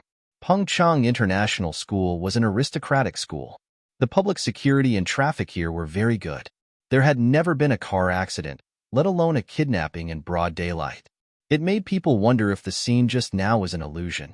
The school security guards quickly rushed over. When they saw the mini-car clearly, one of them exclaimed, "Isn't this Teacher Liu's car?" Liu Qingmei was like a crane in a flock of chickens among all the teachers. She was too beautiful and too cold. Her reputation as the Ice Mountain Goddess was loud enough and influential enough. Even the security guards couldn't help but look at her from afar. Naturally, they were very familiar with her car. Liu Laoshi had been kidnapped. The news seemed to have grown wings and quickly spread to every corner of the school. Whether it was the teachers or the students, especially the males, all of them were filled with righteous indignation. They all said that they would save Liu Laoshi, a hero saving a beauty. Moreover, it was the Ice Mountain Goddess. If this move moved the Ice Mountain Goddess's heart, then wouldn't they be able to hug the beauty and make a fortune? Thus, they all contacted their friends and family to track down the car. They also wanted to find the bastard who kidnapped Goddess Liu and tear him to pieces. Damn, to even have the heart to kidnap the Ice Mountain Goddess, he really didn't know how to show mercy to the fairer sex. Luckily, the security guards remembered the license plate number, so they quickly found out that the owner of the car was Song Donghua. Regardless of whether the kidnapper was Song Donghua or not, the most important thing was to rescue Liu Laoshi. Tang Zheng was also shocked by the news, especially when he heard that the owner was Song Donghua. He didn't even need to think too much to conclude that this was definitely done by Song Donghua. He was too crazy to actually kidnap Liu Qingmei. Tang Zheng guessed that it was the information he gave to Liu Qingmei that angered Song Donghua, so Tang Zheng couldn't shirk the responsibility. Moreover, Liu Qingmei was his class teacher, so he couldn't stay out of this matter. Grade 12 Class 7, the original Hell class, was now a model student class. No matter if it was the boys or girls, no one was in the mood to attend class. They all clamored to find Lu Lauscher and mobilize the power of the masses to find that bastard. While everyone was brainstorming, Tang Zheng walked out of the classroom. Feng Yong looked at him and shouted, "Boss, where are you going?" "We are discussing how to save Lu Lauscher." "I'm going to the restroom." Tang Zheng quickly walked to the end of the corridor and dialed Lin Hu's number. "Hu Zi, help me find a car. A bastard kidnapped my class teacher, and she is currently in this car. Even if you have to dig 3 feet into the ground, you have to find her." Lin Hu hurriedly said, "Which bastard dares to kidnap young Master Tang's class teacher?" "Young Master Tang, what car is this?" Tang Zheng hurriedly described the car's license plate, model, and color. He had seen Song Donghua drive this car before, so it had left a deep impression on him. "Young Master Tang, don't worry. Now that ordinary balance is our brother, we will definitely find this bastard." Lin Hu said with righteous indignation, "Go and do it quickly. Inform me as soon as you have any news." Tang Zheng urged, "Hey, who are you calling?" Yi Dingdang unknowingly appeared behind Tang Zheng and fiercely patted his shoulder as she asked. Tang Zheng jumped in fright and shouted, "Hey, Yi Dingdang, people can scare people to death. In the future, don't secretly stand behind me. Be careful that I don't hurt you." Yi Dingdang curled her lips and said, "I'm not porcelain. How could I be hurt so easily? Moreover, aren't you only 1 level higher than me? You talk as if you're so strong." Tang Zheng shrugged his shoulders. "In any case, I'm stronger than you." Yi Dingdang coldly snorted and said, "Let me tell you, I've been practicing the Jade Women's Heart Sutra and have made great progress. I believe that I will soon reach the 6th grade refining body and catch up to you." Tang Zheng waved his hand and said, "Wait until you catch up to me." Then he walked towards Fang Shishir. Seeing the two of them holding hands intimately, Yi Dingdang angrily stomped her feet and gritted her teeth as she muttered, "Show off your love and break up quickly." Fang Shishir held on to Tang Zheng and worriedly said, "Tang Zheng, do you think something will happen to Teacher Lu?" Tang Zheng shook his head as he did not dare to guarantee anything.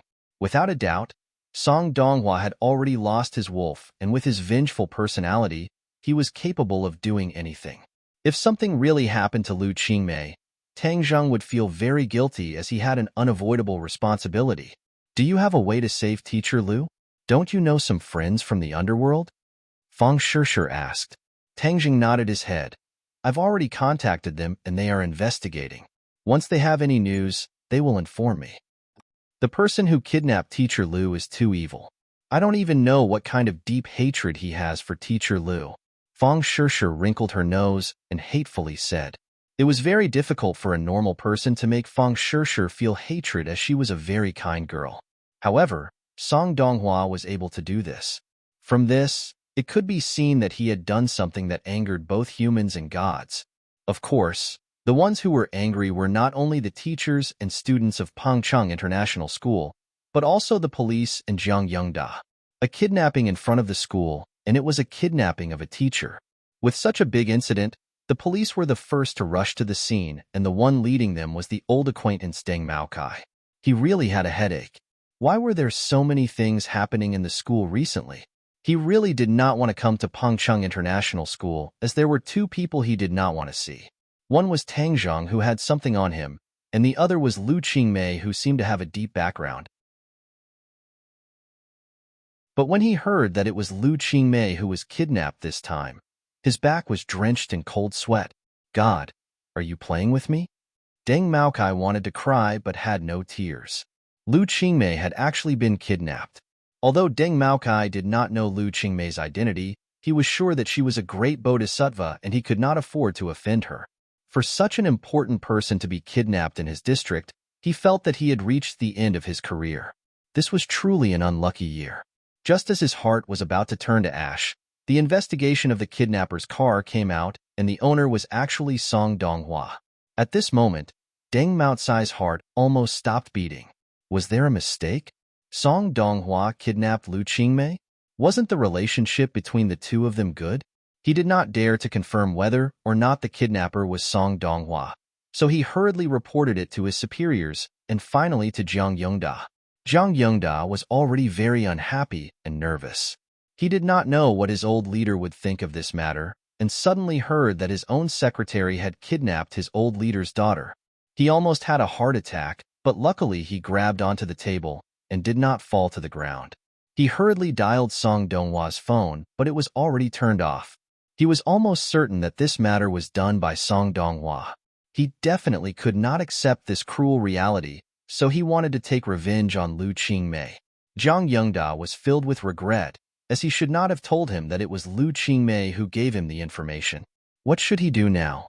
He immediately gave the order to mobilize the entire city's police force to use all means to track down the two people's whereabouts.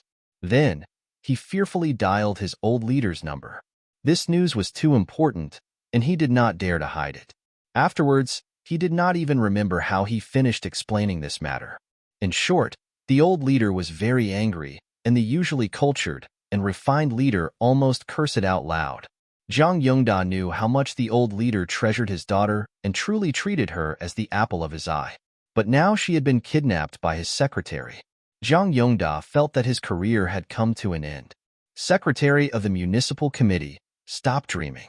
But even if he had to retire, he had to rescue Lu Qingmei. Moreover, he had to rescue her unharmed. Otherwise, he would die a very ugly death. Jiang Yongda cursed Song Donghua's 8 generations of ancestors. Song Donghua, you really deserve to die.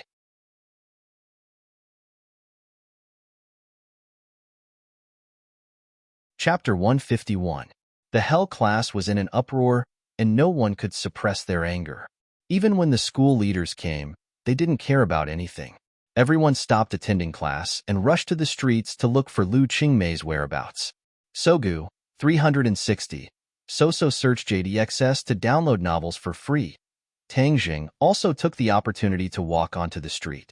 Deng Maokai saw Tang Zheng from afar and wanted to avoid him, but he realized that Tang Zheng had already seen him. He braced himself and walked over with a bitter smile. Long time no see. Tang Jing nodded without batting an eyelid. He didn't have any bad feelings towards Deng Maokai. Although this person wasn't a good person, he knew when to advance and retreat. He knew that Tang Zheng had something on him, so he didn't rashly do anything. Seeing that Tang Zheng had no intention of chatting, Deng Maokai awkwardly said, "Then you go ahead and do your work. I'll continue to look for Teacher Liu. The entire city's police force has been mobilized. I'm going crazy." Tang Zheng's heart skipped a beat. "Chief Deng, please wait." Deng Maokai embarrassedly asked, "What's the matter?" Tang Zheng stared at him with a burning gaze. Deng Maokai was actually a little afraid of his gaze. How could a high school student's gaze be so sharp that it made him want to retreat? However, he did not dare to leave, as the black gauze hat on his head was still in Tang Zheng's hands. But now he was a lot more relaxed and lightly said, "Tang Zheng, in the past we had a bit of a misunderstanding, but that is all in the past. If you have anything you need my help with, then quickly tell me, because I won't be able to be the director for long. This time, such a bad kidnapping case occurred in my area, so I will definitely be held accountable." When Deng Maokai said this, he couldn't help but breathe a sigh of relief. Since his career was going to be over, then the evidence in Tang Zheng's hands was insignificant.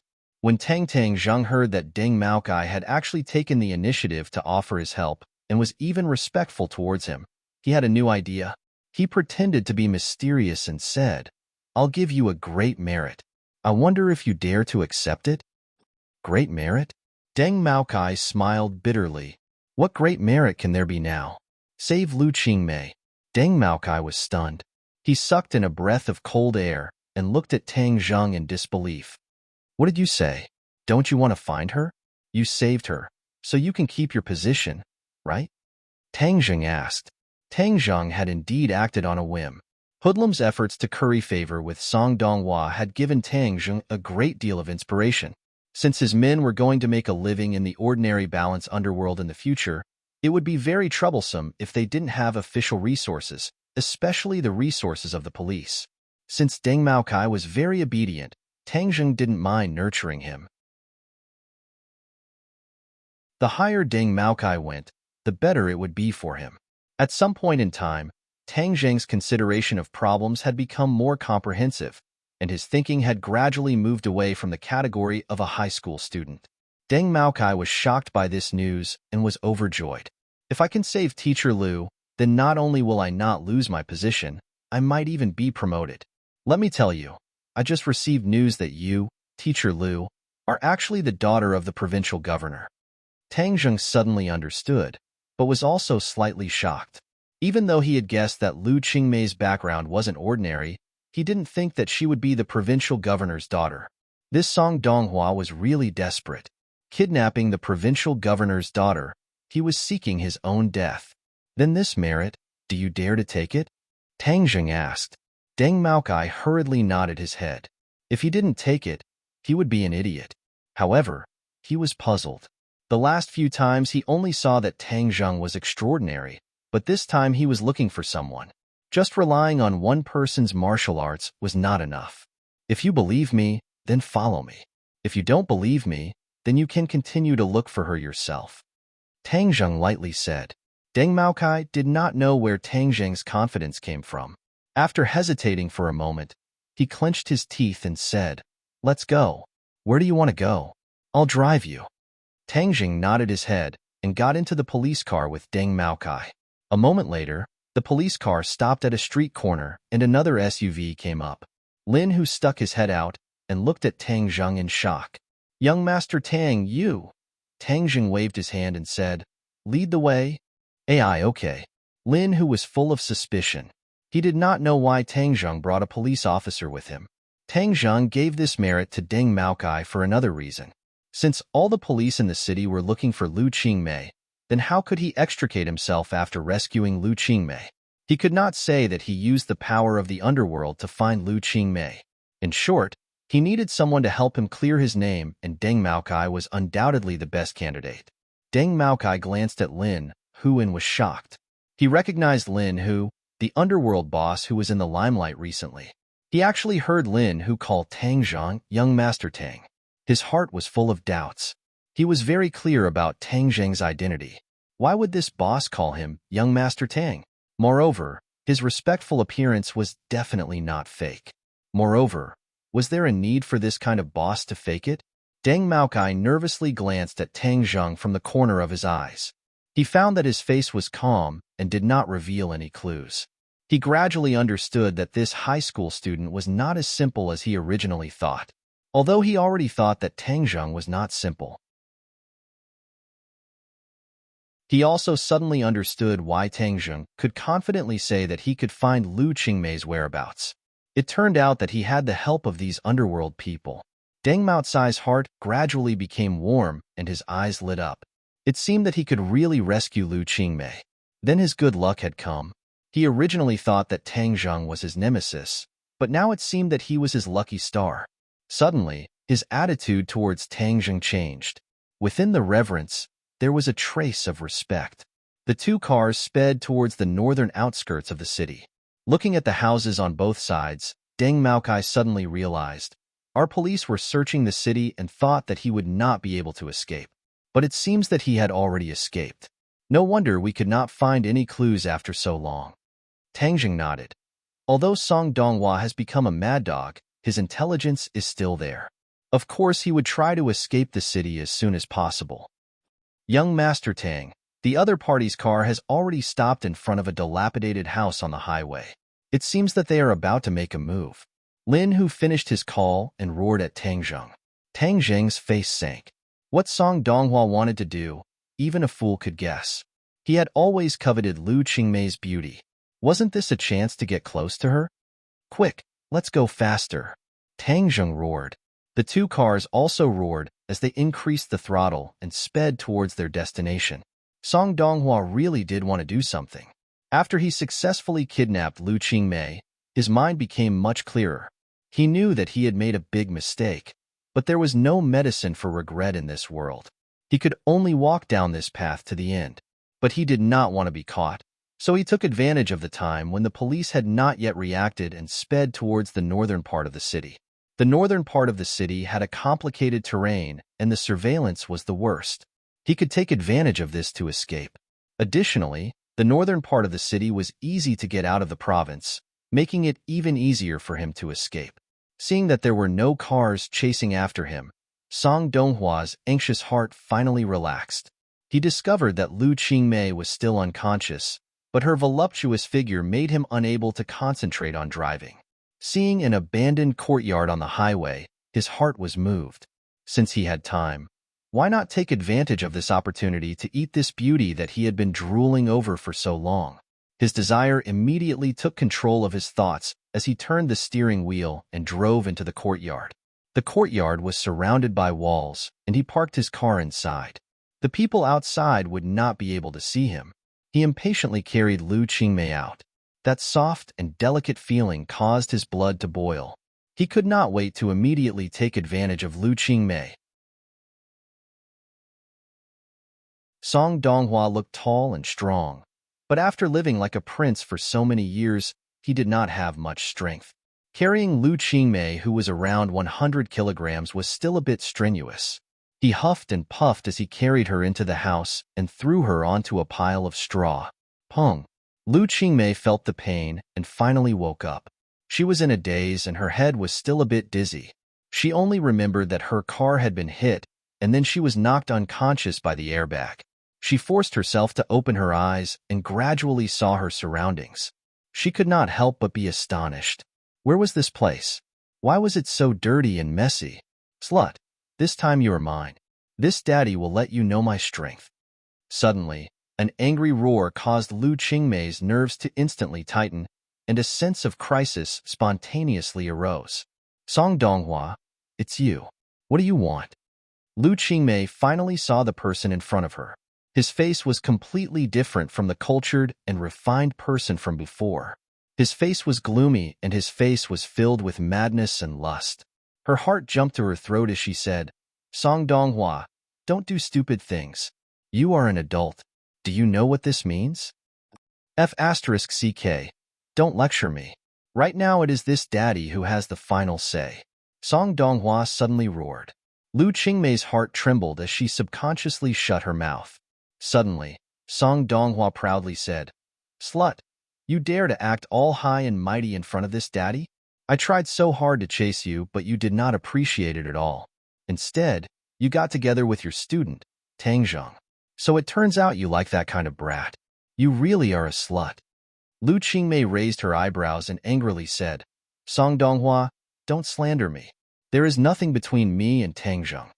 But at the same time, she could not help but remember that night when she had intimate contact with Tang Zheng. Something had indeed happened between the two.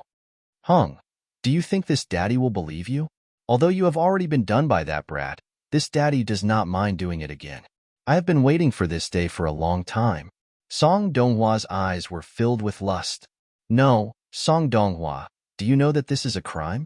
Do you want to go to jail? Haha, jail? In any case, I already have nothing. What is the difference between that and jail? Isn't all of this thanks to you?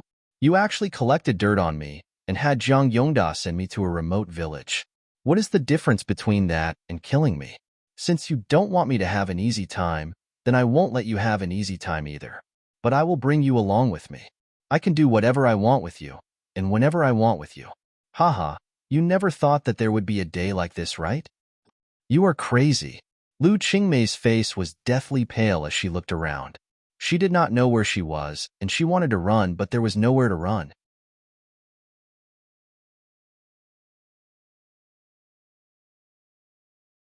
Chapter 152.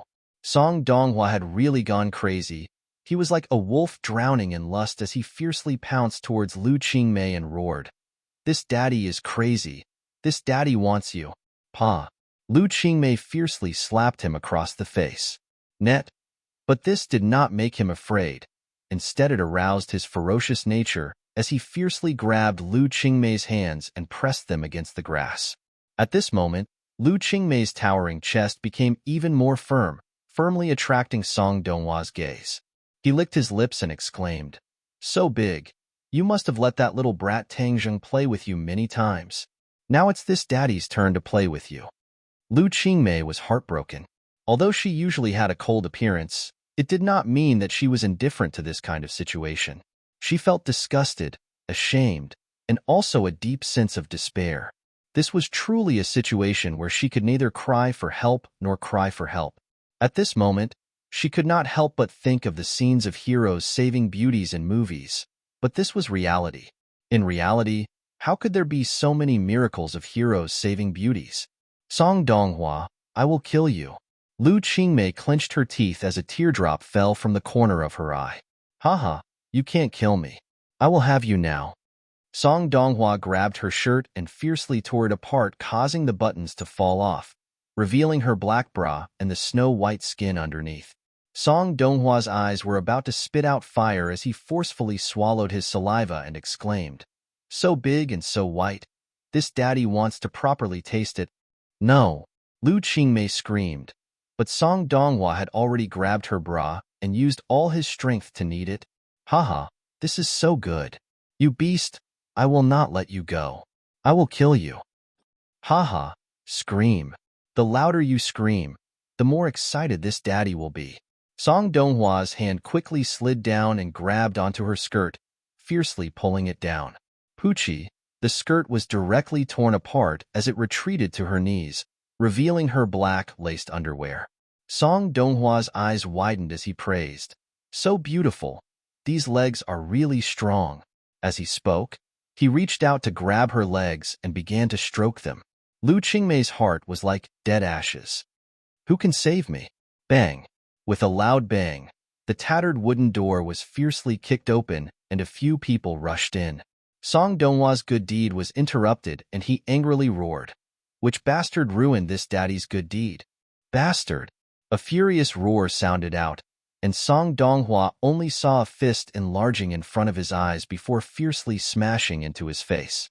With a kached sound, his nose was broken and blood splattered everywhere. He screamed and fell to the ground. Tang Zheng raised his leg and kicked him directly into the courtyard.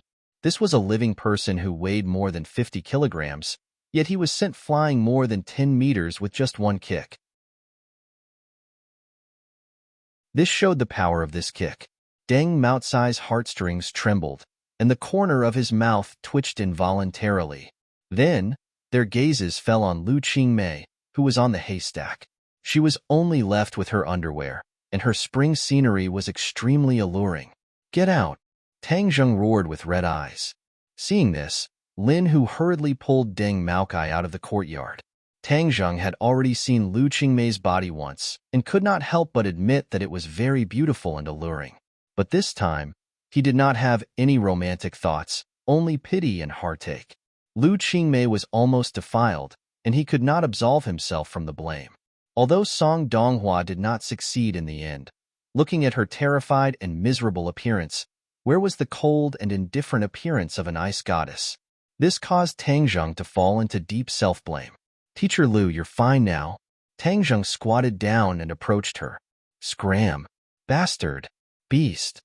Lu Qingmei trembled, showing her most delicate side, like a beautiful flower that had been blown by a storm. "Teacher Lu, you're fine now. No one can hurt you now." Tang Zheng tried to approach, but Lu Qingmei was clearly in a state of great fear and did not know that she had already escaped danger. Tang Zheng approached her. Although her beauty was alluring, he still quickly took off his clothes and prepared to put them on her. Seeing him take off his clothes, Lu Qingmei was even more agitated and crazily roared, "Beast, you're not allowed to come near me." She then stretched out her hand and hit Tang Zheng. Her bra was already loose, and with her movement, two large snow-white breasts suddenly jumped out and trembled in front of Tang Zheng, emitting endless temptation. Tang Zheng resisted the urge to touch them with great difficulty. Seeing Lu Qingmei pouncing towards him, he opened his arms and quickly pulled her into his embrace. Lu Qingmei, on the other hand, seemed to have gone mad as she punched and kicked Tang Zheng. Seeing that it had no effect, she bit his shoulder. Hiss! Tang Zheng sucked in a breath of cold air. "Are you a dog? I'm trying to save you, but you bite me." Tang Zheng wanted to cry, but no tears came out. Moreover, he had already taken off his clothes. His bare chest was tightly pressed against Lu Qingmei's chest. She was kicking and making a fuss, constantly rubbing against him. This was simply a heavenly temptation. Tang Zheng used all his strength to suppress the restless flame in his heart. He quickly put his clothes on her body and shouted, "Lu Qingmei, wake up!" This roar was like a sudden clap of thunder. It blew her mind and made her stop moving. "Teacher Lu, you're safe now. Quickly put on your clothes." Seeing that her eyes gradually regained their luster, Tang Zheng quickly comforted her. Lu Qingmei finally regained her consciousness. She stared blankly at Tang Zheng. So there really was a hero saving a beauty, and it happened to her. At this moment, she had mixed feelings. There was the joy of surviving a calamity and also a deep gratitude towards Tang Zheng. Hearing Tang Zheng's words, she subconsciously lowered her head and saw that her chest was tightly pressed against Tang Zheng's chest, and it was even squashed flat. She couldn't help but feel embarrassed. Facing Tang Zheng, she didn't seem to have the same nausea as before. The natural shyness of a woman returned to her body. She quickly grabbed Tang Zheng's clothes and wrapped herself up, blocking the scene that was tempting to commit a crime. Tang Zheng let out a sigh of relief. If this continued, he would follow in Song Donghwa's footsteps. The temptation was simply too great. "Put on your skirt as well," Tang Zheng reminded. Although the skirt was torn a little, it could still cover some of the important parts. Lu Qingmei's face turned red all the way down to her neck. She quickly put on her skirt and buttoned up her bra, covering most of the scenery. Now, she was wearing Tang Zheng's large t-shirt which barely covered her buttocks. Below, she was wearing a skirt with a large hole in it. Her white thighs were faintly discernible. At this moment, Tang Zheng still underestimated her charm. This half-covered scenery was even more tempting than before. Tang Zheng took a few deep breaths to calm himself down. Lu Qingmei's attention was attracted by the bloody teeth marks on Tang Zheng's shoulder. She couldn't help but think of her previous actions and guiltily said, "Tang Zheng, I'm sorry." Tang Zheng shook his head and said, "It's fine. As long as you're okay, I'm relieved." This simple sentence touched the softest part of Lu Qingmei's heart. Tears flowed from her eyes. She had already shed her usual coldness and revealed the true and weak side of a woman. She suddenly threw herself into Tang Zheng's embrace and began to cry like a little girl who had been wronged. Tang Zheng was slightly startled. He secretly sighed and gently hugged her.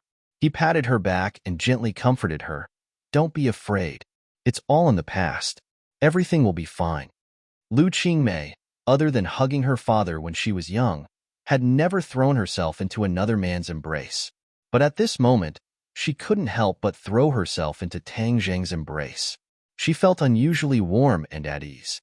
This boy who was a few years younger than her didn't have broad shoulders, but it was like a harbor, firmly protecting her and allowing her heart to calm down. In the courtyard, several people watched this scene from afar with different thoughts. Deng Maokai had seen the relationship between Tang Zheng and the underworld. Now that he saw him being so close to the governor's daughter, all sorts of feelings welled up in his heart. But at the same time, he rejoiced that he wasn't stupid enough to go against Tang Zheng. Otherwise, he would probably be in the same miserable state as Song Donghua. At the same time, Deng Maokai gradually made a decision.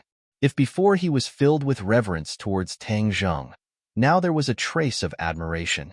Moreover, he couldn't help but no longer see him as a high school student. Instead, he saw him as an important person who was much more powerful than him. Not only was he strong, but he also had great potential. Now that Tang Zheng had the governor's support, his future prospects were limitless. Deng Maokai knew that his chance for promotion had come. As long as he held onto Tang Zheng's thigh, he would be able to eat the meat while he drank the soup. That way, he would be able to reach a height that he didn't dare to imagine. Lin Hu's thoughts were much simpler. He didn't know Lu Qingmei's identity, but he subconsciously believed that this little girl wouldn't be able to escape from young Master Tang's grasp. A hero saving a beauty was too romantic. It was simply one of the best ways to capture a beauty. Song Donghua was battered and exhausted as he lay on the ground. The blood on his face blurred his vision. He gnashed his teeth as he stared at the pair hugging together. He unwillingly and angrily roared, "This daddy knew that you and Tang Zheng had an affair. You still dare to pretend to be pure and virtuous. You pair of dogs, this daddy will kill you." Song Donghua had already been completely blinded by his hatred and anger. When Lin Hu heard this, his expression changed. He kicked Song Donghua in the stomach and cursed, F***K, you dare to scold young Master Tang? This daddy will kill you. He was truly incomparably fierce. Song Donghua's body was curled up like a shrimp as he continuously sucked in cold air. He no longer had the strength to speak. Lu Qingmei stood up from Tang Zheng's embrace, her face red. Song Donghua had always believed that she and Tang Zheng had an affair. This made her angry and embarrassed. Tang Zheng, don't listen to his nonsense. Tang Zheng shrugged and said, it's just a mad dog. Why listen to his barking? Come, let's go meet this mad dog. Tang Zheng casually grabbed Lu Qingmei's hand and walked out. Lu Qingmei was slightly startled but didn't struggle. Instead, she felt a great sense of security.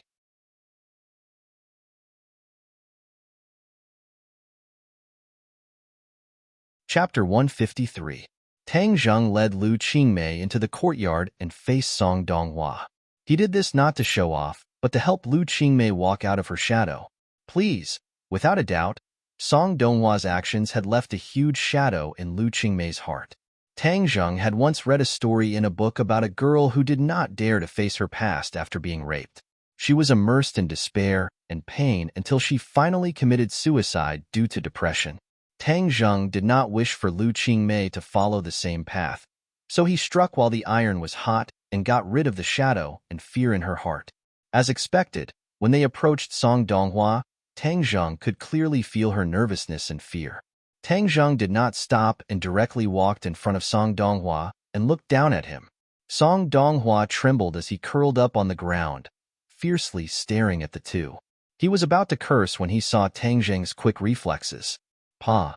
A foot stepped on his finger, causing Song Donghua to scream in pain. When Lu Qingmei heard this scream, she subconsciously wanted to escape but was tightly held back by Tang Zheng. Tang Zheng gently said, don't be afraid, he is no longer a threat to you. He is just a dead dog and what awaits him is prison time. Tang Zheng's voice was like magic, infinity, causing Lu Qingmei to involuntarily calm down.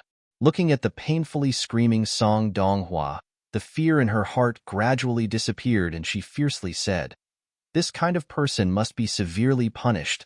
Otherwise, who knows how many more people he will harm. Tang Zheng let out a breath of relief. As long as she dared to face Song Donghua, the shadow in her heart would disappear by more than half. He nodded and said, he can forget about harming others in the future. Chief Deng, why haven't you arrested him yet? Deng Maokai was eager to show off in front of Lu Qingmei. He fiercely lifted Song Donghua up and took out a pair of handcuffs to cuff him before dragging him to the side.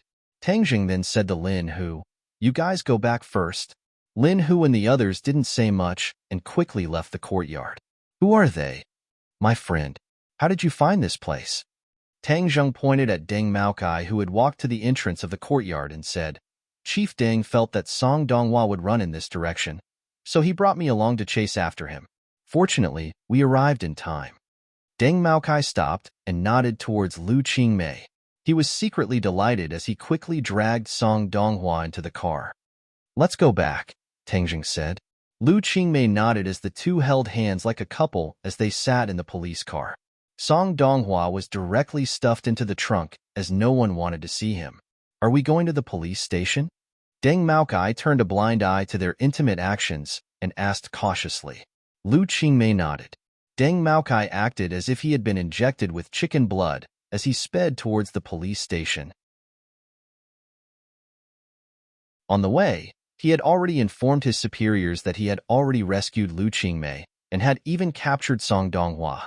This news seemed to have grown wings as it quickly spread to the ears of the relevant personnel.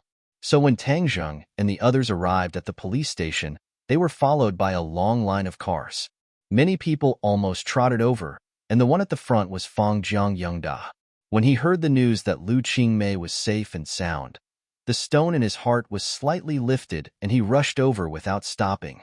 But when he saw Lu Qingmei's appearance, he couldn't help but feel his heart beating wildly. Although Song Donghua did not succeed in the end, it was clear that he had already begun his beastly actions. This could be seen from the fact that Lu Qingmei was wearing someone else's clothes. Of course, he also saw the topless Tang Zheng, but he couldn't care less about Tang Zheng as he quickly walked in front of Lu Qingmei and said with concern, "Qingmei, it's great to see that you're fine. I was worried to death." Lu Qingmei once again returned to her cold appearance and was even colder than before. She didn't even have the slightest trace of a smile and didn't say a word. Zhang Yongda awkwardly coughed as his gaze turned towards Song Donghua. He immediately flew into a rage and fiercely slapped Song Donghua's face as he angrily roared, "Song Donghua, you bastard. You actually dare to kidnap someone in broad daylight. Who gave you the dog guts?" Song Donghua was like a stray dog as he hung his head dejectedly. He didn't even dare to talk back as he obediently hid beside the car. He no longer had any of his previous arrogance. Relying on his anger to commit such a vile crime, he clearly knew what kind of result awaited him. Putong. His legs went soft, and he knelt in front of Lu Qingmei. He kowtowed like he was pounding garlic and begged, "Qingmei, please forgive me. I didn't do it on purpose. Please spare me and tell them not to send me to prison." Lu Qingmei's face was cold as she didn't say a word. Seeing this, Zhang Yongda hurriedly waved his hand in disgust. "Drag him away. Qingmei, please let me go. I'm not a human. I'm a beast. Please let me go." Song Donghua desperately begged. "Since you admit that you're a beast, then you should be locked up in a cage," Lu Qingmei said without any trace of politeness. Zhang Yongda hurriedly gave a look to his subordinates and Song Donghua was dragged into the police station. Jie. Suddenly, another car stopped in front of the police station and a 50-year-old man quickly stepped out. When he saw Lu Qingmei, he quickly walked over with an expression of concern. "Qingmei, are you all right?" Lu Qingmei coldly looked at the person and said, "I won't die." Father was worried to death. Luckily, your mother's spirit in heaven protected you, so you're all right, Governor Lu said with lingering fear. The atmosphere in the police station became heavy because the arrival of the governor made everyone hold their breath. This small police station had never had such a big figure come before. "Don't mention my mother," Lu Qingmei said without any trace of politeness. Governor Lu was a little embarrassed as he turned his gaze to Zhang Yongda and sternly asked, "Yongda, what happened? Your secretary actually kidnapped my daughter. How did you lead your soldiers?"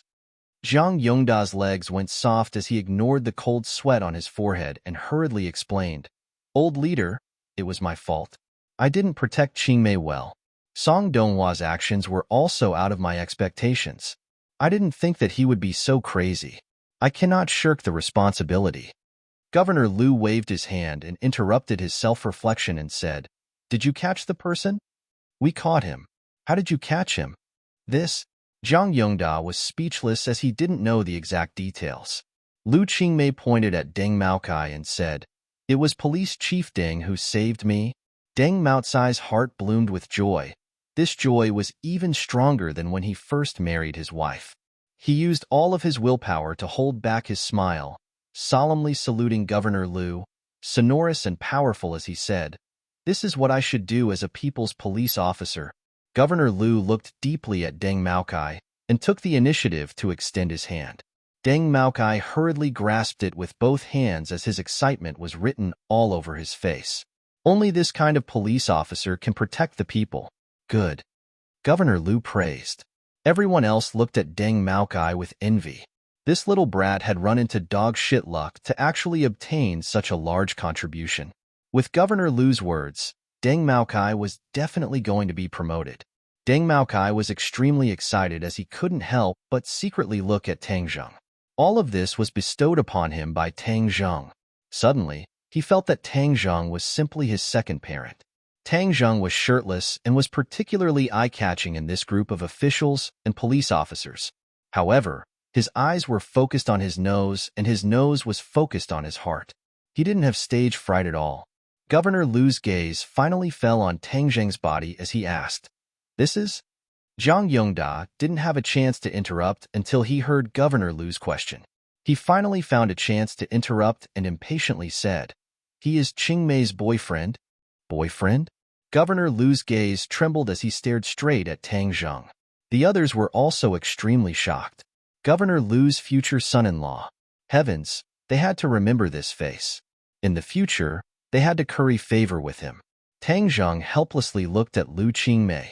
For the first time, she didn't explain anything. Instead, she pulled on Tang Zheng and said, "I want to go home." The others naturally didn't dare to stop her. Although they still had to record her statement, special people obviously needed special treatment. Governor Lu nodded. "I'll send you back." "No need. I'll go back myself." "Tang Zheng, let's go." Tang Zheng was pulled and left the police station under everyone's gaze. The two sat in a taxi and Tang Zheng finally couldn't help but sigh in a low voice. "I didn't think your identity was so illustrious." Lu Qingmei wrinkled her eyebrows and said, "He is him and I am me. Don't confuse him with me." "Your relationship isn't good?" Lu Qingmei hesitated for a moment before saying, "In the past, in order to get promoted, he didn't even come back to see my mother when she was seriously ill. Until my mother died, I didn't see him again, so I hate him. I don't like officials." Tang Zheng suddenly realized why their relationship was so stiff. When the two returned home, Lu Qingmei told Tang Zheng to sit down. "I'm going to take a shower, you sit for a while." Tang Zheng nodded, indicating that she could do as she pleased. The warm water drenched her body from top to bottom. Lu Qingmei gradually calmed down, but her heart still had a lingering fear. Looking at her curvaceous body, this body that was enough to make countless men go crazy actually brought her such a disaster. But fortunately, Tang Zheng saved her. Through the frosted glass, she couldn't see Tang Zheng clearly, but she could feel his presence. It was as if with him sitting there, her heart would calm down. The corner of her mouth couldn't help but curve into a smile, and her heart gradually changed. After taking a shower, she came to the living room and handed the clothes to Tang Zheng and said, "Put it on, otherwise you'll catch a cold." Tang Zheng quickly put it on, and a faint fragrance entered his nose. Only then did he suddenly remember that this clothes had intimate contact with her. This was her scent, and he couldn't help but feel restless. Lu Qingmei also seemed to realize this point, and her face was a bit red. She quickly changed the topic and said, "In order to thank you, I'll personally cook something delicious for you tonight. No need to be so polite." "What? You won't give me a chance to thank you?" "Okay then. Let's go. Accompany me to buy groceries." Lu Qingmei returned to her ice goddess appearance, but her tone was a bit more intimate. There was a market not far downstairs, and the two went home after buying groceries. Lu Qingmei was busy, and Tang Zheng was forbidden from entering the kitchen, so he could only helplessly sit on the sofa and watch TV. Suddenly, a scream came from the kitchen.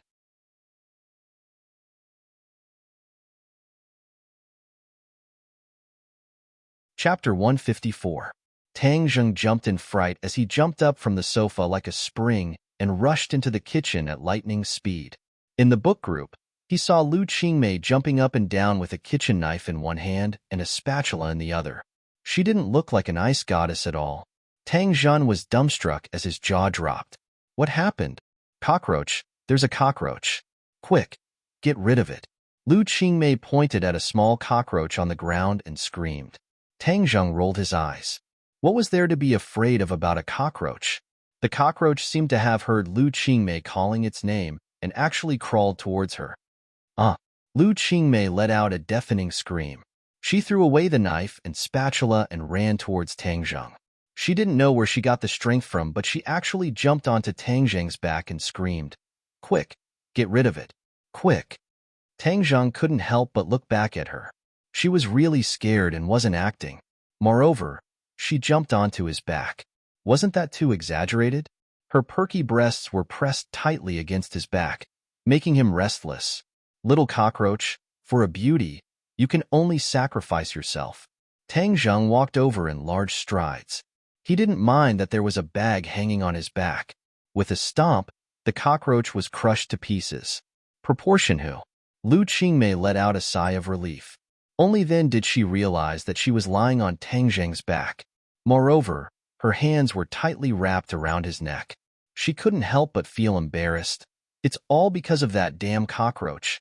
It made me look like a fool." "Teacher Lu, Does my back feel good? Tang Zhang couldn't help but tease her. Lu Qingmei snorted and came down from his back. Although her face was a little red, she deliberately covered it up and acted as if nothing had happened.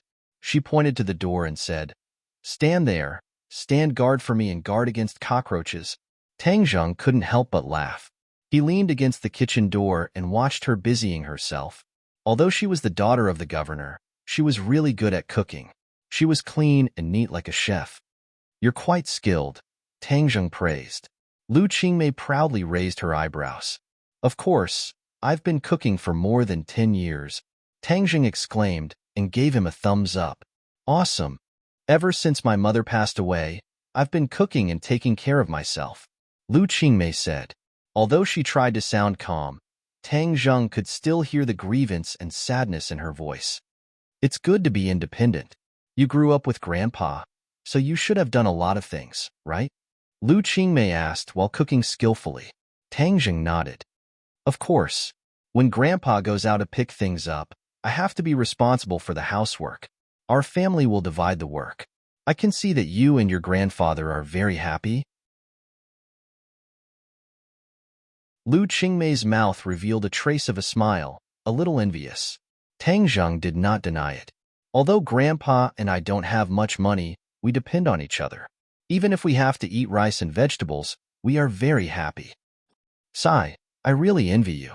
Lu Qingmei sighed faintly. Tang Zhang suddenly felt that Lu Qingmei was not as aloof and insufferably arrogant as others thought. She was also an ordinary person. She had 7 emotions and 6 desires. It was just that they were covered up. Perhaps this was related to her experience. In a short while, 3 dishes and a soup were ready.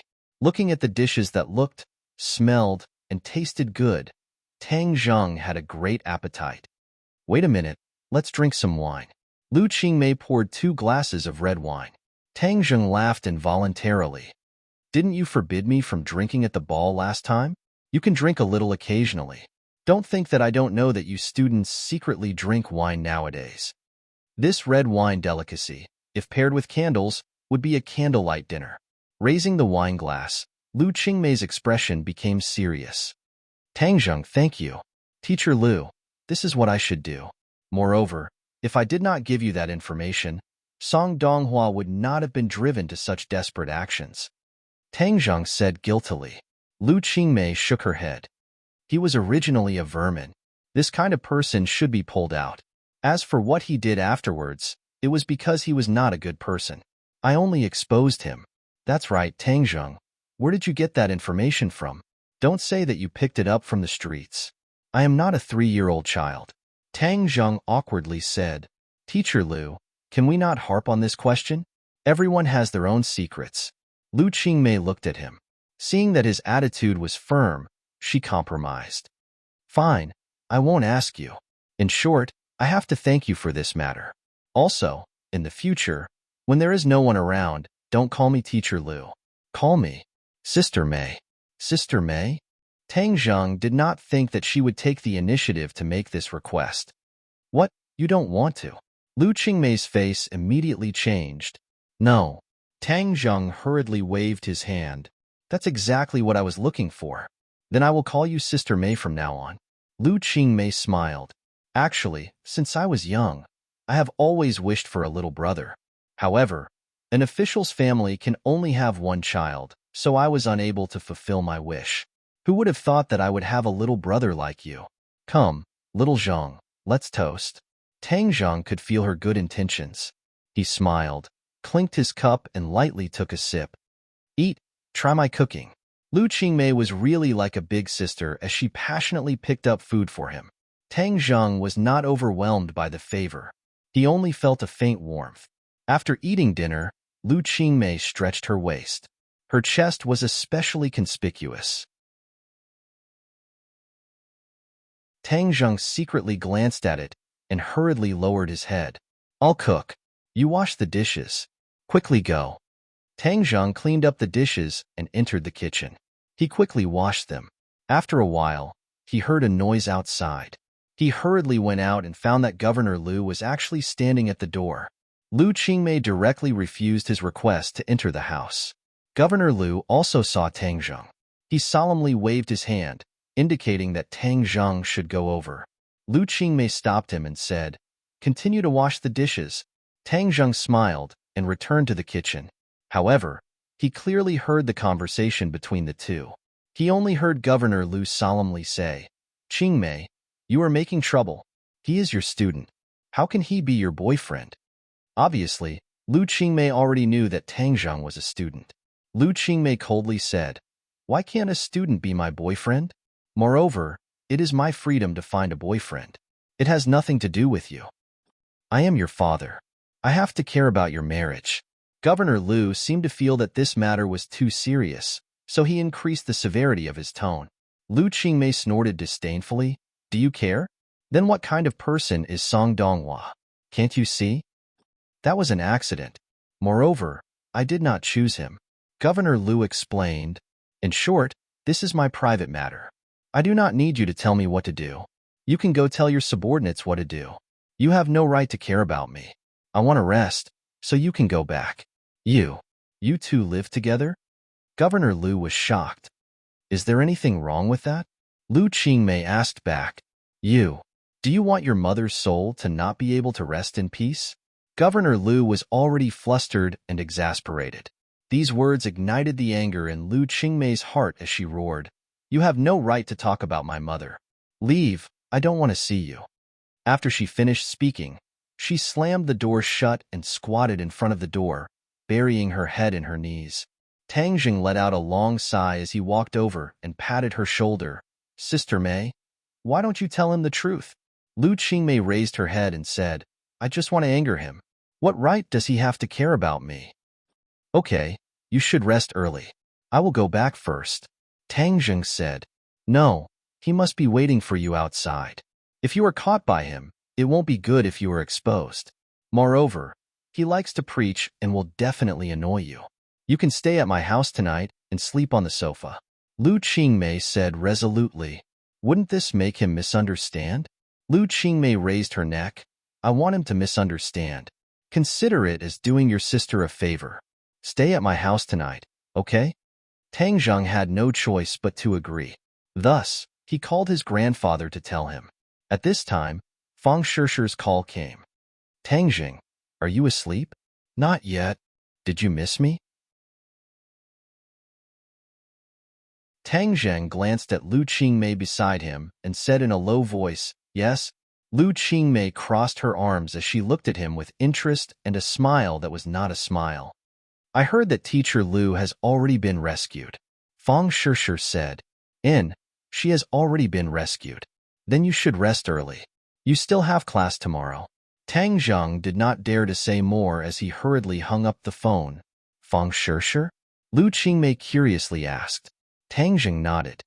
"Your little girlfriend really cares about you." Tang Zheng gave an embarrassed smile. "What? You don't want to contact Yi Dingdang? You can't favor one and discriminate against the other." Lu Qingmei joked. Tang Zheng quickly said, "Sister Mei, don't make fun of me. I really have nothing to do with Yi Dingdang." "Oh, I don't believe it. I've heard a lot of rumors about you too. It doesn't seem fake." "Aya, I'm tired. I'm going to sleep." Tang Zheng quickly jumped onto the sofa and lay down, pretending to sleep. Looking at his embarrassment, Lu Qingmei could not help but laugh. She did not look like an ice goddess at all. Tang Zheng pretended not to hear and simply closed his eyes tightly. "Little Zheng, good night." "Sister Mei, good night." He fell asleep in a daze. After an unknown amount of time, Tang Zheng was suddenly awakened by a scream. He jumped up like a carp, and the scream came from Lu Qingmei's room. He did not think much and directly pushed the door open. The door was not locked and opened. He saw Lu Qingmei sitting on the bed, her hair scattered. The bedside lamp was on and her face was full of fear. "What happened to you?" "I had a nightmare." Lu Qingmei was still in shock. "It's okay. You continue to sleep. I'm in the living room. If you need anything, call me." Lu Qingmei was wearing a nightgown and could vaguely see the attractive scenery. "Little Zheng, sit down and accompany me for a while." Lu Qingmei pointed to the other side of the bed and said. Tang Zheng walked over and sat down, but Lu Qingmei took the opportunity to lean on his shoulder. She touched his shoulder and asked, "Does it still hurt?" "It doesn't hurt. At that time I was too scared. I didn't know it was you." "Anyone would be like that. Let me see how it is. Do you want some medicine?" Lu Qingmei pulled open his clothes. You're tuning in to the Warrior Lore YouTube channel. Don't forget to subscribe and join us on this journey to catch the most captivating stories.